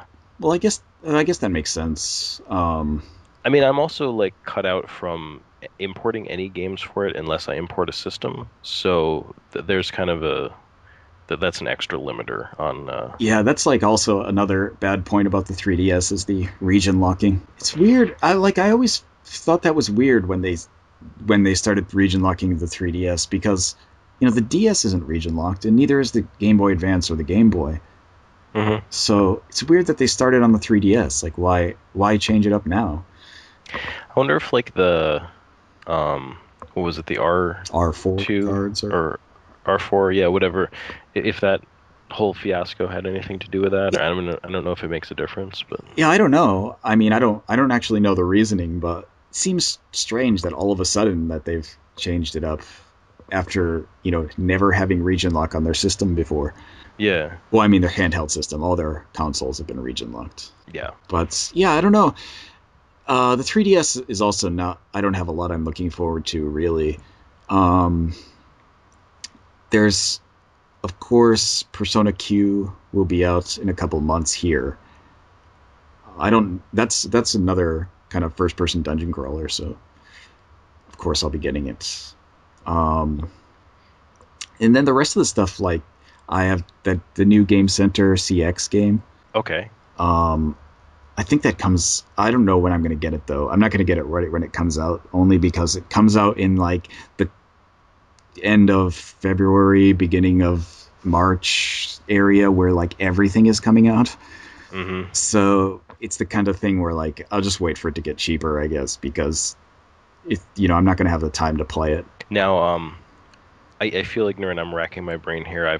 I I know Game Center. I know I've heard about Game Center CX, and I'm pretty sure we've talked about it before. But what kind of game is it? Like a compilation or? A Game Center CX is like it's kind of like uh, a bunch of smaller games that are done in the kind of Nintendo style, Famicom style, I guess. So you'll have like Okay. a Famicom style RPG or a Famicom style shooter or a Famicom style platformer. Oh wow, but they're developed now, Yeah, they're basically. developed new. They're not like they're basically like they'll take games from the Famicom era and give them like a different theme or a different kind of way to play them and make it's kind of like a compilation of a bunch of those. That sounds really cool, actually. Yeah, that game actually, the first one has a US release. The second one doesn't, but the third one is looking pretty good. It's pretty interesting in that game because like it's all done on one screen, but it's on the DS, and like below on the below screen there's like a little kid with a controller, like he's playing, sitting in a living room playing on a small TV or something. That's awesome. It's a nice little touch in there, but that that that series is good, but it's not something I feel like I have to have right away, but it is something I want. And the only other game I can think of is I guess take the A Train 3D. That's Okay. a Rashadeiko, which is like it's a hardcore train simulator. Okay. It's not like a train simulator so much as it's like a I mean, there's train parts, but it's like a station simulator almost. Train stations. Okay, so as opposed to what was it the Densha de Go, where you're really piloting, you're driving the train. So I mean, I, sounds more of a simulation game. yeah, it's a simulation. Not it's not like a train driving city simulation based around the trains, like placing stations and stuff in good locations and Kind of along the same lines as like a Sim City sort of train simulation. that kind of thing. I mean, it's probably good to kind of to start to wrap up, but I did have one thing that I wanted to say in particular about the Vita. Okay. Um, so I was at my friend's place, and one of my other friends had gotten a PlayStation 4, and he has a Vita. So we were over there, and he was like, let me show you, what he was playing on his PlayStation 4." And I didn't realize this, but the PlayStation 4 streaming to the Vita can actually happen over the internet. Oh yeah, I've seen people do that online where there'll be like, here's a video of me playing my PS4 on the Vita in a cafe or something. Right, yeah. And I mean, so it was just really incredible to see. I mean, here he's playing essentially like Assassin's Creed 4 um on his Vita, like completely in a different location. And it brought up some really interesting things about kind of physical games versus download games. Because he's like, this is great. I could actually be, traveling to my in-laws or something. I can have my PS Vita. I can be playing my PlayStation 4. But the thing I can't do is change a disc at home. So it just adds a really interesting another layer to that. I guess that tension that we're having between like physical games and download games. It seemed to me like I still feel like the physical version has a lot more value to it. Um, but when you're faced with something like, I mean, even just on my Vita, just changing out the cards, sometimes I'm like, it almost feels a little old. Like I feel like I should just be able to be pulling my games up in a list. And when I realize that I can do that if I purchase them digitally, it's I wouldn't say my opinion is shifting over, but there's more compelling reasons, I think, to kind of look at downloadable games a little differently for me with these portables. So, Matt, what have you been playing recently?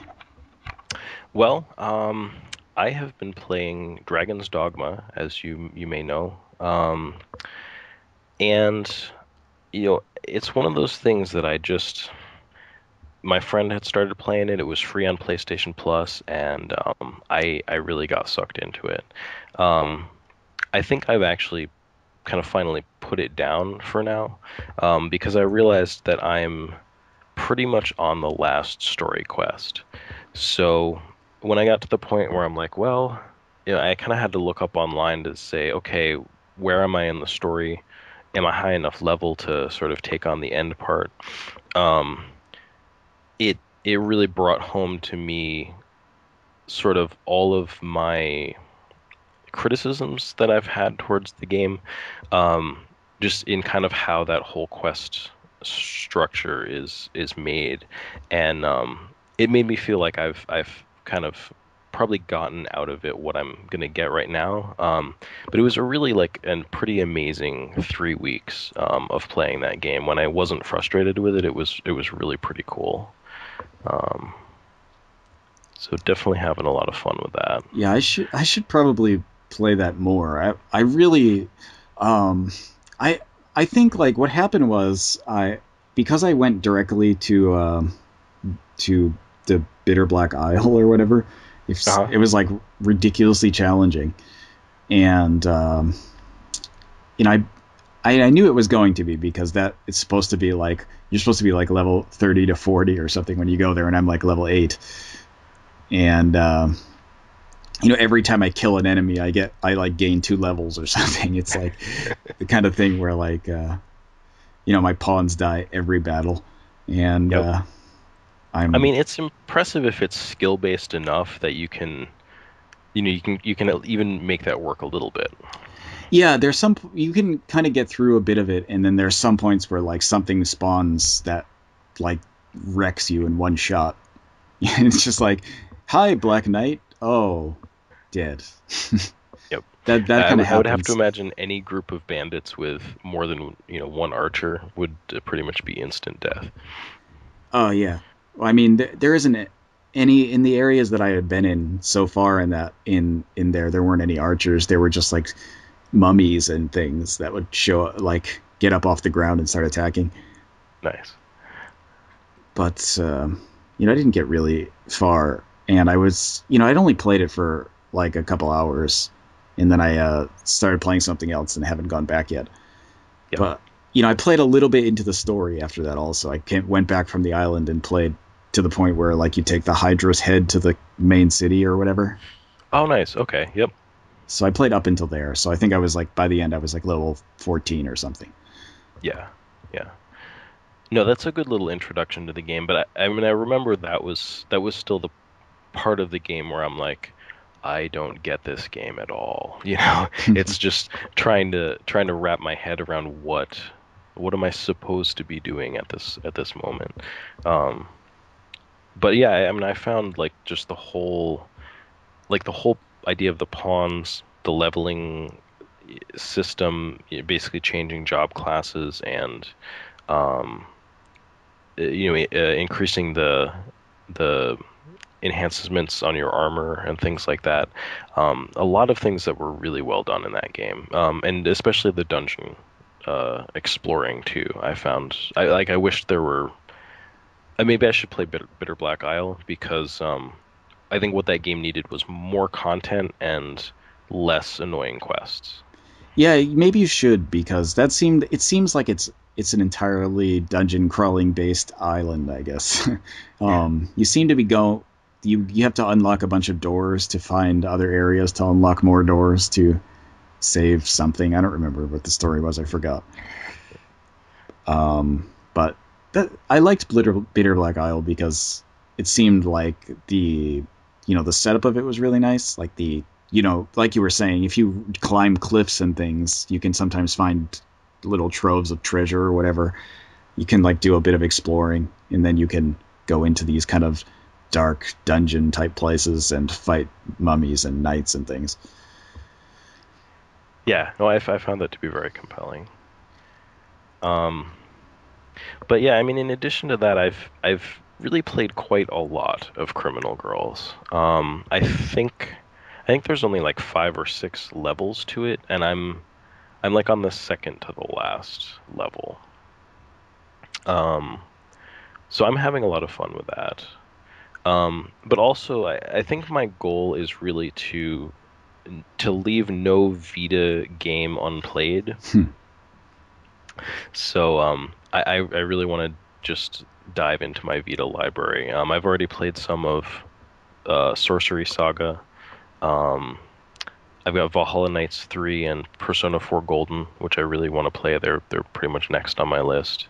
Um, and Utakumi, which seems like a cool game so far. I mean, I really don't even want to say anything because I've literally played an hour of it. Um, but it's fun so far. Is it music? Is it just a music rhythm game, or are you actually like building a group, a idol group or whatever? So far it is just a music rhythm game. And maybe I shouldn't say so far. I'm pretty positive that that's all that it is. Um, I would say what sets it apart. I mean, there's definitely the unlocking of stuff, which I think is probably pretty normal at this point. So you unlock outfits, you unlock venues, um, but it has this whole lyrics portion, um, and it's pretty intense. Like what you need to do is basically you'll tap out some rhythm stuff and then you'll have multiple words that come up and they all go in the lyrics, but you have to put them in the right order. So, like at first you just end up with like 2 words, but I've had it up to like 3, sort of like a word and a particle and a word. So you touch those to put them in the right order, and then you tap out the rhythm of them singing the words that you just entered in. Oh, okay. So it's interesting. You have to be quite fast to do it. The best strategy I've found so far really is just to read the words that you pick, and if they don't make sense in the order that they're already in, to enter them in the reverse order. And I've been marginally successful with that. Um, and there are also little like story bits, and I guess there's like an anime series that's sort of like short. It might be a short webisode style episodes that they're kind of coming out with simultaneously as the with the release of the game. Okay, I see that got released pretty recently, right? Yeah, yeah, it was just like a couple days ago. Okay, I saw it at the store yesterday, but I didn't realize that it was like a last week release or whatever. But So Anything else you've been playing? Um, that's about it. I've been trying out a couple things on my PlayStation 3, just um not wanting to have PlayStation 3 games on my shelf that I haven't actually physically put into the system and tried. I've tried out a couple things like that. Nothing of a lot of note, I suppose, except like I spent a few minutes with Conan, which was interesting. Oh, okay. I Um, I have actually played that game. Um, okay, like played like a significant amount, no, or yeah, I beat it. I went through the whole game. okay. I'm just like I actually am a pretty big fan of Robert E. Howard, so I've actually read all of his Conan stories. Oh, nice. I really like his writing style. I've only just, kind of glanced at the first chapter of one of them, but I really enjoy the style that I saw. Yeah, the Conan stories are really good, but that game it doesn't quite follow the Howard Conan. It kind of branches off into the goofier Conan that came later. Like the Arnold Conan the Destroyer type of Conan. Yeah, there's lots of like sexy slave girls like thanking you for saving them or whatever. That happens a lot. Um, Right, right. it's weird because the original Conan stories are all like really dark. They're Hmm. apparent, I guess, like Robert Howard made the Conan universe is the same as the Cthulhu universe. Oh, okay. So like sometimes there's like a bit of a crossover. Oh, interesting. So it's dark. I mean, everything is like when there's evil wizards, they're evil wizards. You know what I mean? Like Yeah, yeah. If they're old gods, like, yeah, there's a lot yeah, of that. And huh. what happens is like the game doesn't quite capture that kind of feeling, even though it does take elements from some of those stories into the game itself. Hmm. Um, it's not exactly the same tone as the original ones. It's more towards the later non-Howard Conan stories, which is it's not a bad game actually. It's not a great game, but it's pretty good for what it is, and it could have been better in terms of the character of Conan, but beyond that, I think it's not a bad game, and it's really cheap, so like it's probably worth like the $5 you spent on it. Yeah, yeah. No, I'm looking forward to playing some more. But how about you? Let's see. I just recently finished Conception 2. Um, I did talk about that a bit already on my channel, but Conception 2, yeah, it's all right. It's better than the first one, but maybe only marginally. I think that actually you'll probably enjoy it more than I did. Yeah, I was wondering about that a little bit because if I remember, some of your criticisms were around, maybe just the ease of play and the kind of the style, and those seemed like things that I might be, have slightly different standards on. Yeah, I think it was too easy. I think that was one of my major complaints. Where like usually when you get to the a boss battle, you kind of have that feeling like you accomplish something when you win. But Hmm. there were like I said when I was talking about it, there were points where I would like one shot at the bosses. Like I did like one move and killed everything on the screen. Yeah. And I mean, at that point, I would feel like I'd power leveled too much. I mean, at that point, did you then just proceed through the story and not worry about trying to, um, sort of tweak out your party or yeah, I didn't grind at all. I The only time like I did anything that resembled grinding when I was trying to do some side quests where I was trying to get rare drops. Like you just have to. It's not like I'm grinding for levels. I'm just trying to get the rare drops, so you have to fight the right? same Yeah, thing it's a million just times. But beyond that, like there was like I literally ran through the final dungeon without fighting anything, and I was still high enough level to just utterly destroy the boss. huh. Yeah. Well, I mean that does sound. disappointing. Yeah, I would be disappointed in that. I think like it could have something to do with the way I made my party though, which is something different. You know what I mean? Like if you had trouble making parties in a way that were really effective, Hmm. it could actually make the game more challenging. Except like when I just kind of figured out these characters have these kind of things they can do, and that seems awesome. So I'll just make character parties based around those characters. So what happened was like, I have these characters who do massive damage attacks essentially, and everything would die really quickly. Like almost every boss I could beat in two rounds essentially, except the final boss took a little bit longer, but it wasn't any more difficult. It was just he had more health essentially. Hmm. So that was the kind of thing where like I never felt like this is hard, or even felt like this is a challenge. So that was like one of my main complaints, and the tropey characters. Right. But I Right. think I think you that's the kind of thing you actually enjoy.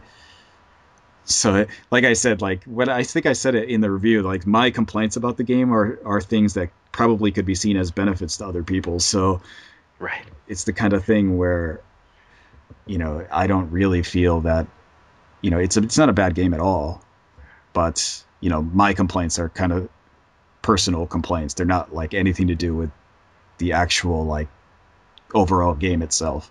Yeah, no, I'm definitely really interested in checking that one out. I mean, I kind of feel like it's good that it's not coming out here until April, um, because that gives me a little bit of time to play, the flood of games that are coming out between then and now. Okay, that's actually a good point. I think like it's weird that there's so many games coming out in the next couple months that and the PlayStation 4 also. Yep. For me at least. I mean, for you've had it for months. Yeah. Yeah. But beyond that, I've been playing. Oh, I played Simeone a bit. Uh, that's Okay. that's on the V. Was that a physical release in the U.S. or was it a download only? I mean, I'm not familiar with it, so I guess I'm not sure. It's like that game where you're an Oni and you have to draw with ink on the screen to. Oh, yeah, yeah.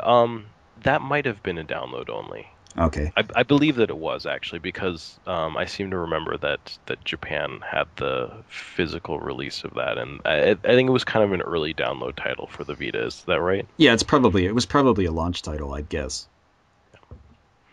I mean, that game is really simple and short, so I could Hmm. understand why it would be download only. Um, you know, Originally the the hard the hard copy of it is pretty expensive, so I didn't buy it. But recently it was like on sale for $5 or something. I thought, well, if I downloaded it, it would be more expensive than that. So I just bought the physical copy and played it for a little bit, a couple hours maybe. Maybe not even that, but it's like a game you can beat in 20 minutes. So you just run through the stages, and then like depending on how you do in the stages, it'll branch off to a different level. So there's a lot of replayability, even though like it only takes 20 minutes to beat. Okay, that was my first question because games like that can actually be really great. Like a short game that you can play over and over again and get a lot out of it each time. I think has some.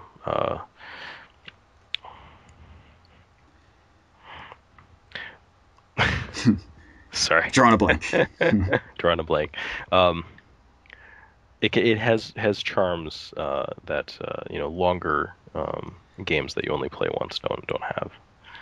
Yeah, I that's what I feel about it. Like it's really short, and it's not.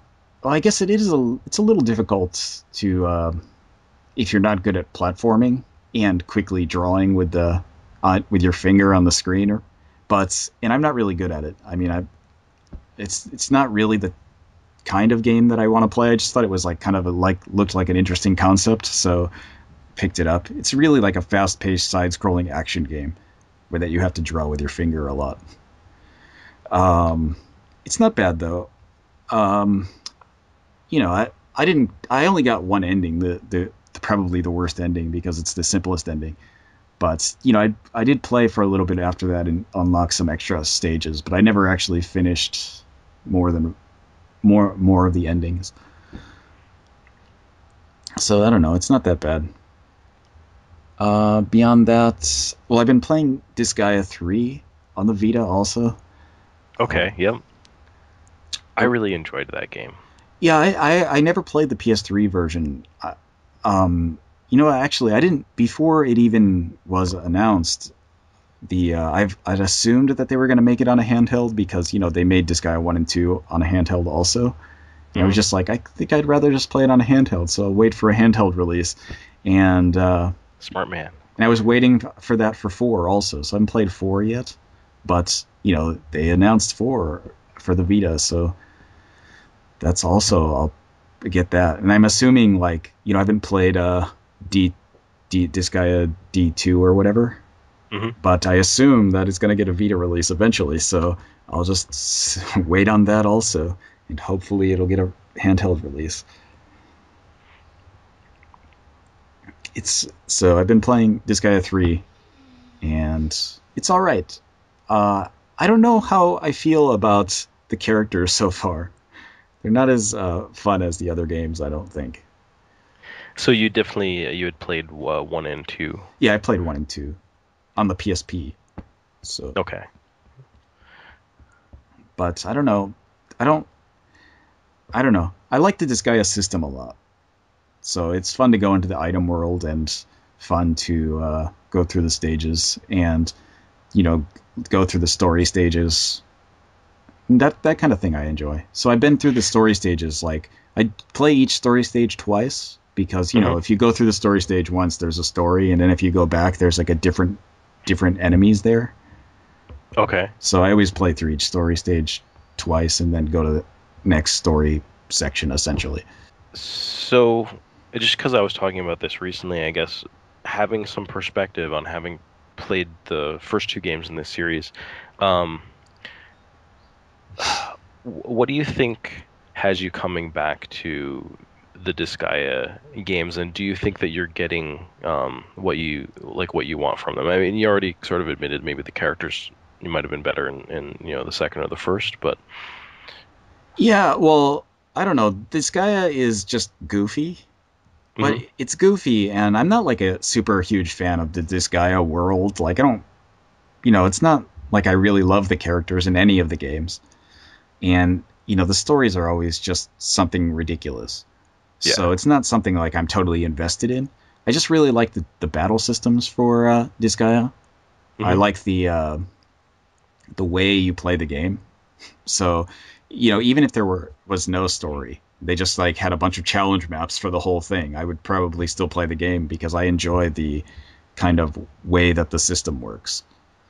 So I like the kind of challenges where it's not entirely, like we were talking about Project Cross Zone, where it's just like characters on a map, beat all the characters. Yep. There's lots of different ways that you can go about things. That you have the geo panels where you have to change there's like status effects that can change the way you have to fight the battle, or sometimes there's things like in the item world you don't have to fight anything at all. You can just keep going right to the exit and leveling up the item without fighting. So there's lots of different ways to play the game, and they're all fun.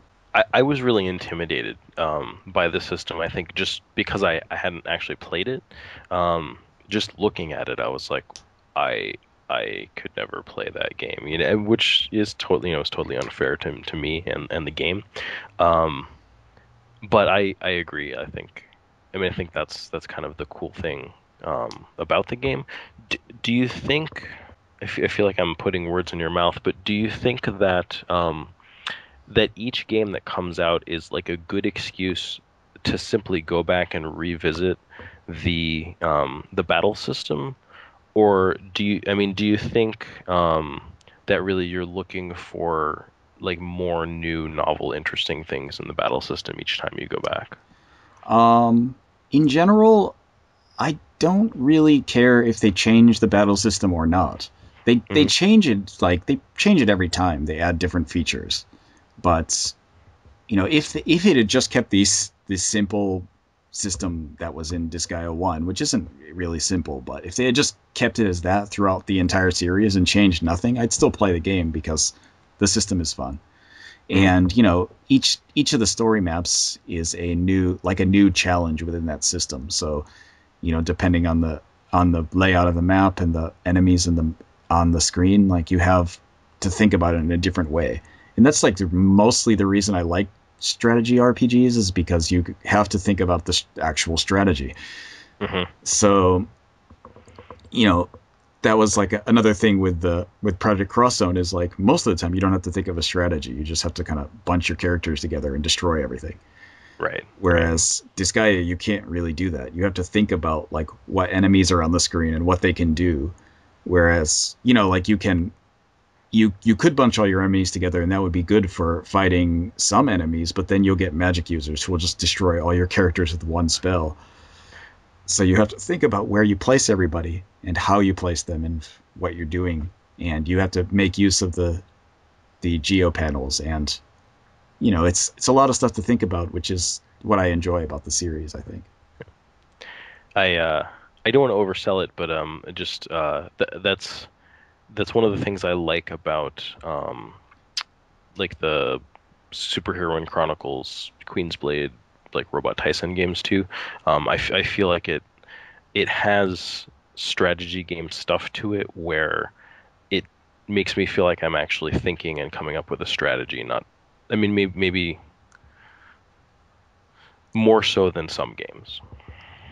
Yeah, well, I mean, I haven't played any of those, and I even yesterday I was thinking of buying one. But so it's the kind of thing where like I kind of like that kind of setup, I guess. So if you're gonna tell me that it's like that, I'll probably buy one next time I'm at the store. Which one do you recommend? Oh, I mean, it's, I guess for me, the only the only one that I've really played from start to finish is the first Queen's Blade. But I mean, because Superhero and Chronicle is coming out, I guess the main thing is I just don't know if that's the exact same battle system or not. I have to assume so, because it seems like it's structured exactly like those games. Um, but I guess I would say the first Queen's Blade would be the way to go, and probably any of the Robot Tyson games too. From what I've heard about them, they all play pretty similarly, and they all seem pretty great. Except I don't like mechs, so it's kind of Yeah, Robot Tyson. I mean Queen's Blade also has an armor break system, so That's the clothes shattering system or whatever. yes, yes, exactly. Yeah. See, that's the reason I don't want to buy it. Right. When I look at it, I think, oh man, another game I can't play on the train. Yeah. But A super. I mean, in that case, and we'll see. I'm not sure how Superhero and Chronicles deals with that kind of thing, but I don't think that there's a clothes breaking system. I could be wrong. yeah, I don't know. I haven't. I'll look it up after we finish this. Let you know. Beyond that, I played a little bit of this game called the Combini. It's Oh, like a nice. convenience store simulator. Oh, wow. Just, I mean, I want to play it now. It's well, I mean, it's on the PlayStation One, but Okay. there are a bunch of other ones. So like, there's actually an Xbox 360 version. Um, of course, I think they're Japanese only, but it's a pretty long series. I mean, it's been running for a while, so you can get it on like PS1, PS2, and Xbox 360.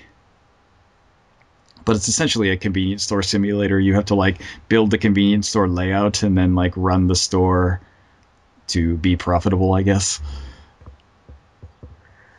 How have you gotten very far? Not really. I just started playing it, so it's part of. It was like a free download with PlayStation Plus. Okay. So uh, just picked that up recently and started. I've been playing it on the Vita intermittently, so I just laid out the convenience store essentially and started playing for a couple hours, basically trying to get my brain around the system. Like, what are the Plus games like on PlayStation Plus?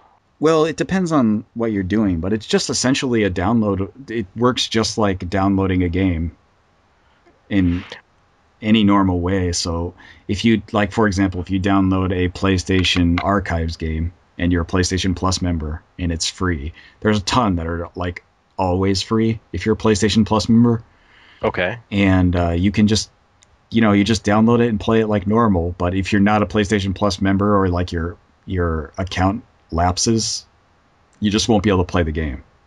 Right. Right. No, I mean I was thinking more like because I mean here it seems like the games that we get are really amazing. And I fired up my Japanese PSN account for the first time in forever the other day, and I just started thinking about it. I'm like, man, what if I could subscribe to Plus on my Japanese account? What kind of stuff would I have access to?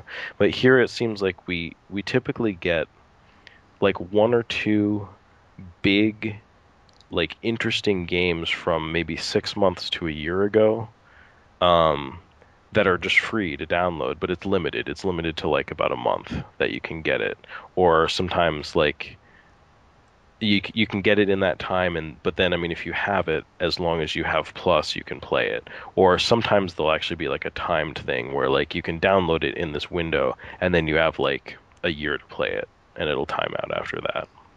Oh, I didn't Um, realize they timed out at some point.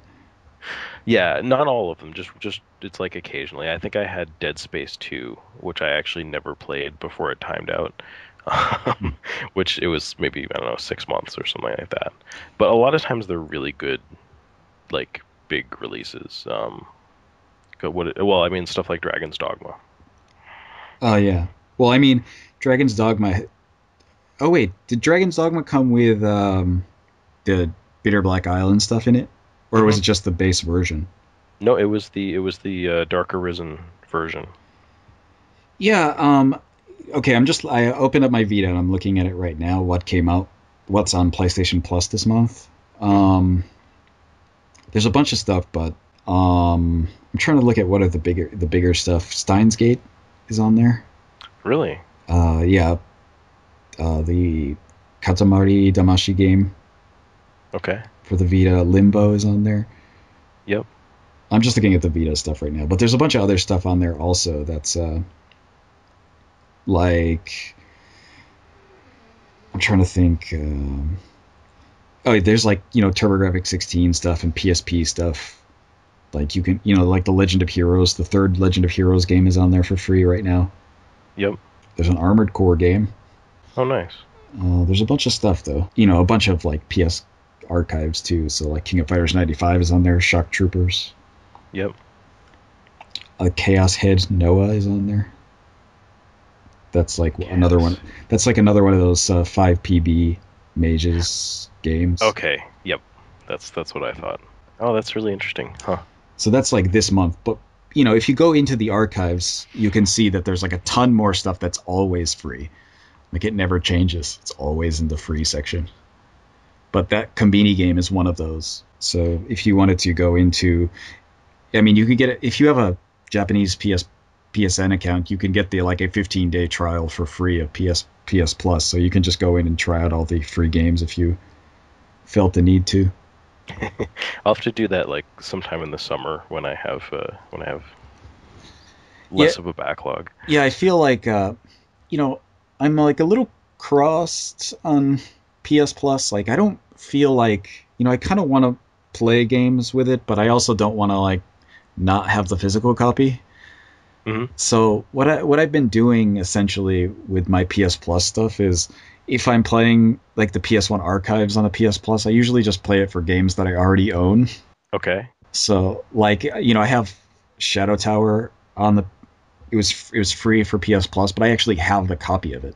So it's just like, oh, it's like me putting my PS1 disc into my Vita somehow. That sounds like me with Resident Evil. Like I've got I think Resident Evil 1 and Resident Evil 2 just because the same sort of thing. Like it's on my shelf, but it's easier to just fire it up and it costs, $5 or something. Yeah, I have a bunch of stuff like that. Like I have all the Shin Megami Tensei games well, I mean, I actually bought the archives, but I actually have physical copies of those. So it's the kind of thing where like, I just kind of want to play it on the Vita. I don't know. I don't know how I feel about. I like PS Plus, but I still want to have a physical copy of everything. Right. I mean, maybe this isn't the right time to talk about this, but I mean, how do you feel about PlayStation Now? Is that PlayStation Now. It seems like something I will never use. I'm. interesting? Okay. It's not that I'm not like against it. I think it's a good idea, but it's not the kind of thing I want to do. I guess like it's just not the way I play games. I guess I'd like even like with PS like PSN like buying a game off of there. Hmm. At least it's on my system at that point. You know what I mean? Like I could play it Yeah. offline. Yeah. Whereas PlayStation Now is like even more restrictive than that. Like, I'm like not even like so happy about having to download stuff on PSN. You know what I mean? Like, I'd rather have a physical copy. But if there's Hmm. no other option, okay, PSN it is. But PlayStation Now is like even worse than that. It's like not even something I can download. Like, I don't even have it on my system. Like, I have to be using their system to use it. That's like too far gone for me. Yeah. Well, it's kind of like when I first started using Netflix, the thought occurred to me, I'm like, this is amazing. Like, this could be the end of having collections of DVDs and Blu-rays because if you just have a service that you pay a subscription to and you have access to every movie ever made, that's just how you can, consume all of your stuff. But of course, that ideal is, tarnished by the realities of the fact that, the movies don't stay on Netflix indefinitely, and they are sort of the final uh they're the single point of failure. If they don't have it and you don't have it, then you don't have it. So Yeah, that's like I don't know. That's how I kind of feel about it. It's just if if I'm gonna play something, I'd rather have it like so I can play it on my own terms. mhm. You know what I mean? Like PlayStation Now, although it does allow you a lot of interesting options, it doesn't seem like the kind of way that I want to play my games. Right, right. And I mean, I've never used Netflix before because obviously it's not offered to me in Japan. But yeah, I mean, it seems like a good thing because some stuff like you want to watch but you don't want to buy. Mhm. But generally for old games, most of the stuff I wouldn't mind spending $5 to buy or $10 to buy. You know what I mean? Mhm. Like a lot of PS1 games, there's not like a ton of really expensive ones that I either don't have or haven't played. And then the same goes for like the PS2 and the PS3. Really, there's not anything that's like super rare that I really want. So PlayStation Now doesn't really save me money in the sense that I could actually just go out and buy that game. Mhm. And then I have the option of like if there's power, I mean like there's an internet outage, I could still play it. Yeah, it's tough. I mean, I'm starting to swing back to the idea of quality versus quantity. Um, just in, I realized that some of my buying habits, maybe in the past year or two, some of them have been like monetarily influenced to a certain extent, and I'm just realizing that that's actually it's a really kind of dangerous um attitude, I think, to have because if I'm looking at games and I'm going, "Ooh, I'm going to get these games because they're cheap," all that I'm really doing is I'm piling onto myself, more games that I don't have time to play. And if I'm not willing to spend, you know, some sort of reasonable amount of money on it, then I probably don't want that game all that much.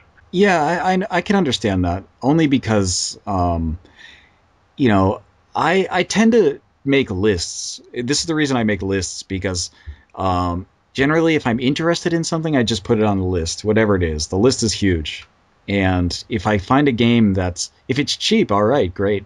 But I don't buy generally. I don't buy games because they're cheap. I generally buy them because I have some interest in them. So I've read up on them, or I read about them, and I'm interested in the concept, or maybe I like the company, or maybe I like the you know style of game that it is, and I want to try this one.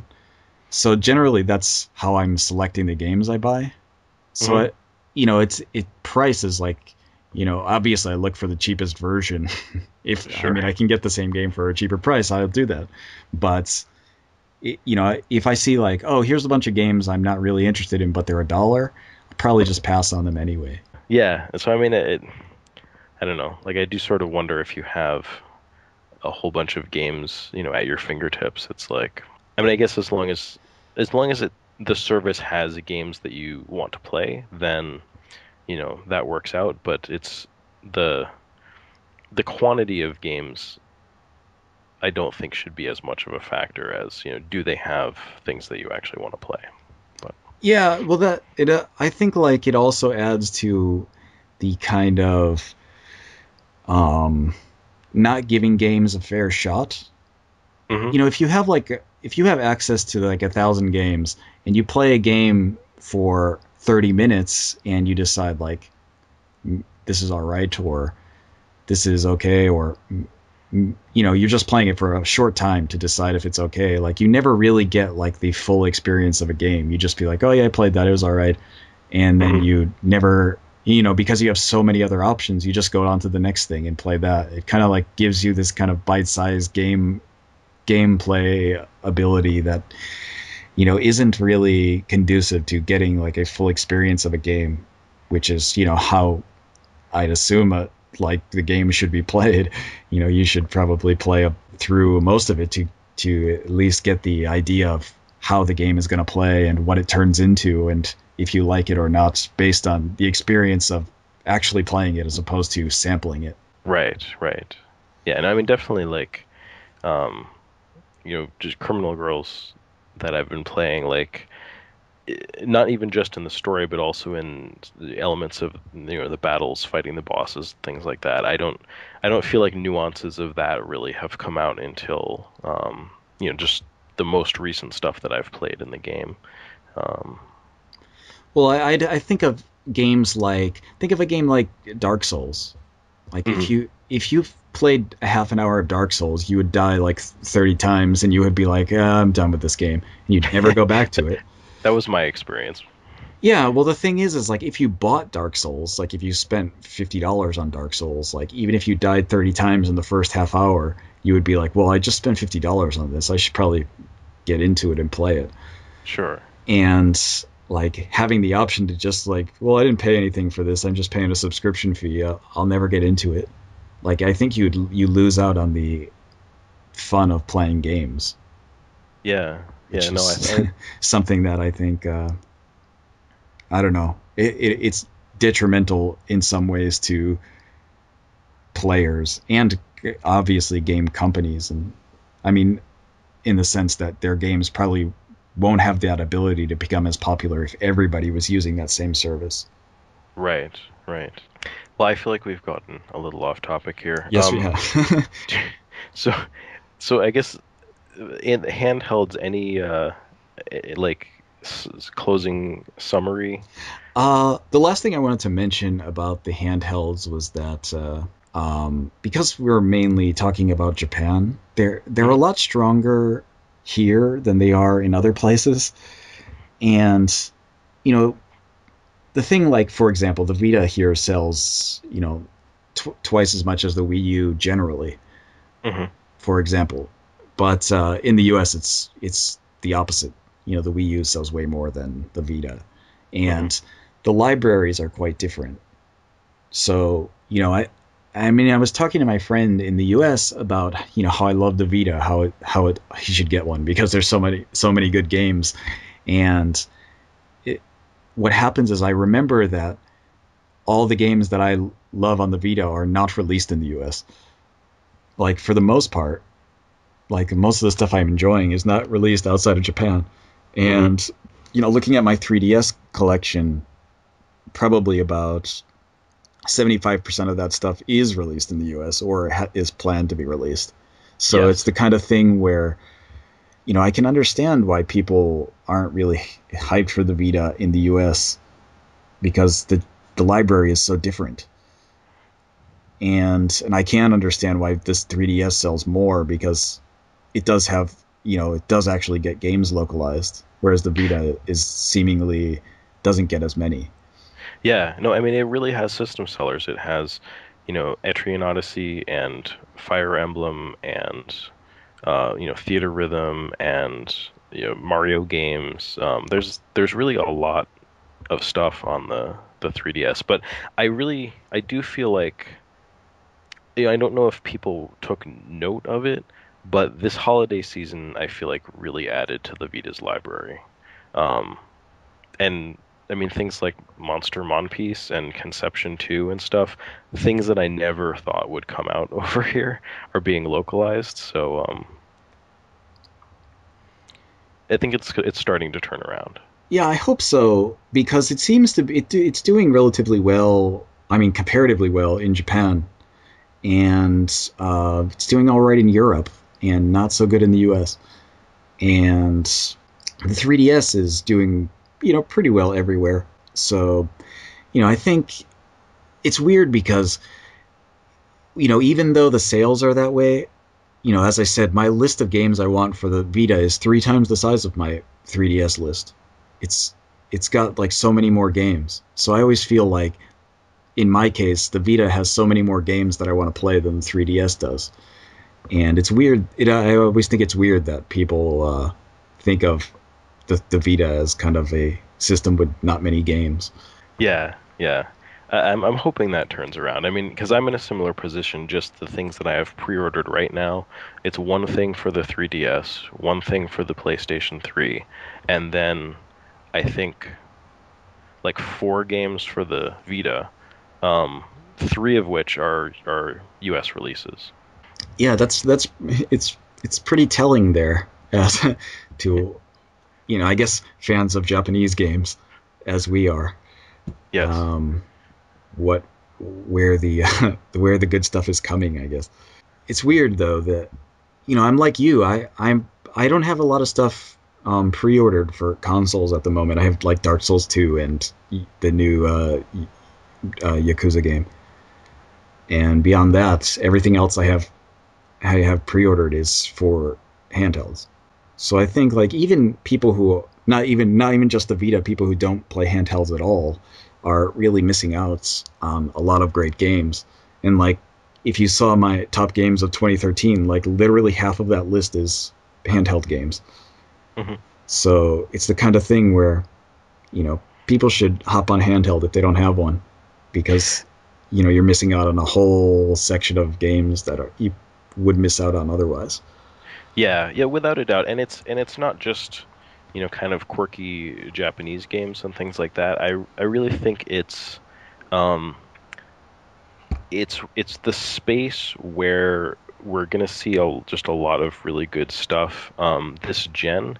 Just when you think about the fact that the Vita is somewhat comparable in power to the PlayStation 3 from, last gen, the handhelds are getting a lot of power, and they also, I think, take advantage of all of the kind of development infrastructure and developers being able to make games for these systems and take more chances and really do something that isn't technically, I mean maybe it's technically inferior to like the PlayStation 4 and the Xbox One, but that's a much different situation than it was back when the first Game Boy came out and it had to be black and white in a world of color because Hmm. technology was so different. Yeah, that's also a good point. I think a lot of the thing with the 3DS and the Vita right now is that it's an area where I think people can do a bit more,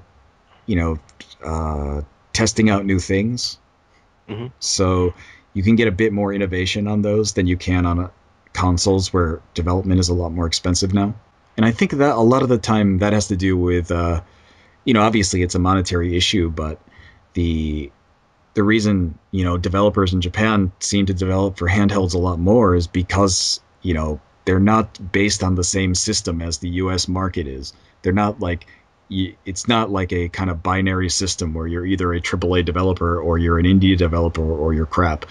I guess Yeah, that's it's not like go big or go home, and that's really how it is here. yeah. Where it is in Japan, there's like a healthy bell curve of developers. You have a low end, a mid range, and a high end, and it's you know a lot of the developers kind of fall into that mid range, which is you it's healthy.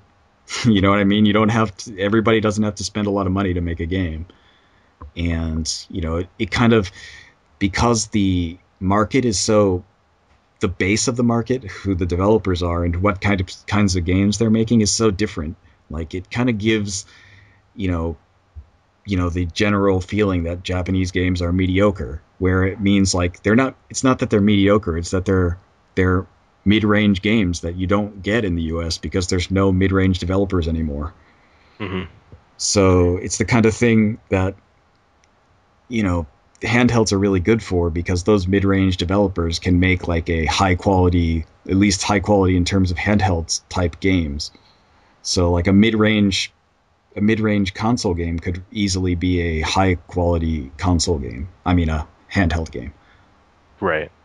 And I mean maybe if people, I don't know, maybe young people in particular that are, um, they're kind of used to seeing these high quality graphics and maybe, didn't grow up playing the NES or the Master System or, kind of the 8-bit and 16-bit games.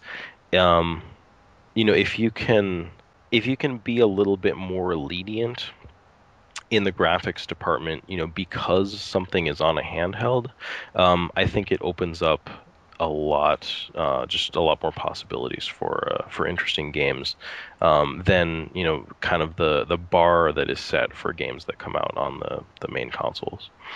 Yeah, I think that's a pretty evident also because even things like Fire Emblem, like if you look at Fire Emblem, it's not a very pretty game, and all the character models have no feet.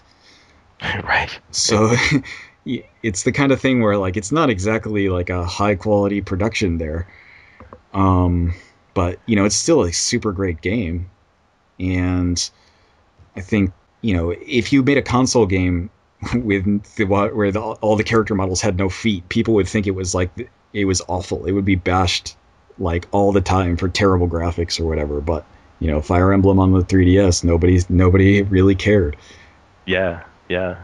Wow, that actually really makes me think that they should have made uh Time and Eternity, Toki and Toa on the handhelds.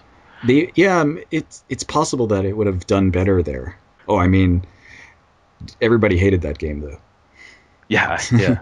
I mean, like it wasn't just the U.S. that hated that game. It got rated as like the worst game of the year in Japan. Wow. Wow, that's interesting. Um, I feel bad because I mean, one of my friends actually he played through it to the end. I think he might have even started playing it a second time. Um, and that's got to be on my short list to play because I really want to be able to kind of chime in with an informed opinion about it. Yeah, I don't plan on playing it. It's it doesn't look like the kind of thing I would enjoy, and I've got so much stuff to play, Yeah, yeah. and I'm always like kind of iffy on stuff Image Epoch makes, even though I tend to buy a lot of stuff that they make. Half of it tends to be not so good, Yeah, so it's kind of hit or miss with them, and yeah. it doesn't look like something I'd be interested in. So it's even if it's like fun. If even half of the complaints people are making about it are true, I probably won't enjoy it. I mean, I definitely really liked what I've played of it, but like I said, I'm reserving judgment completely until I've really dug into it. Yeah, I haven't yeah, obviously I haven't played it, so I don't have any like solid opinion. But it even before then, when they were just showing trailers, I thought like this doesn't look like something I want to play. Not because I thought like the animation was bad or anything. It was because it just looked like something I was interested in. Yeah, yeah. So I don't think I have anything else. Um, Yeah, I'm pretty much okay with. ending the old podcast here. I guess that's the end of this episode, the end of the second episode of the Japanese Gaming Podcast. So, thanks for listening, and we'll talk to you guys next time. Catch you next time.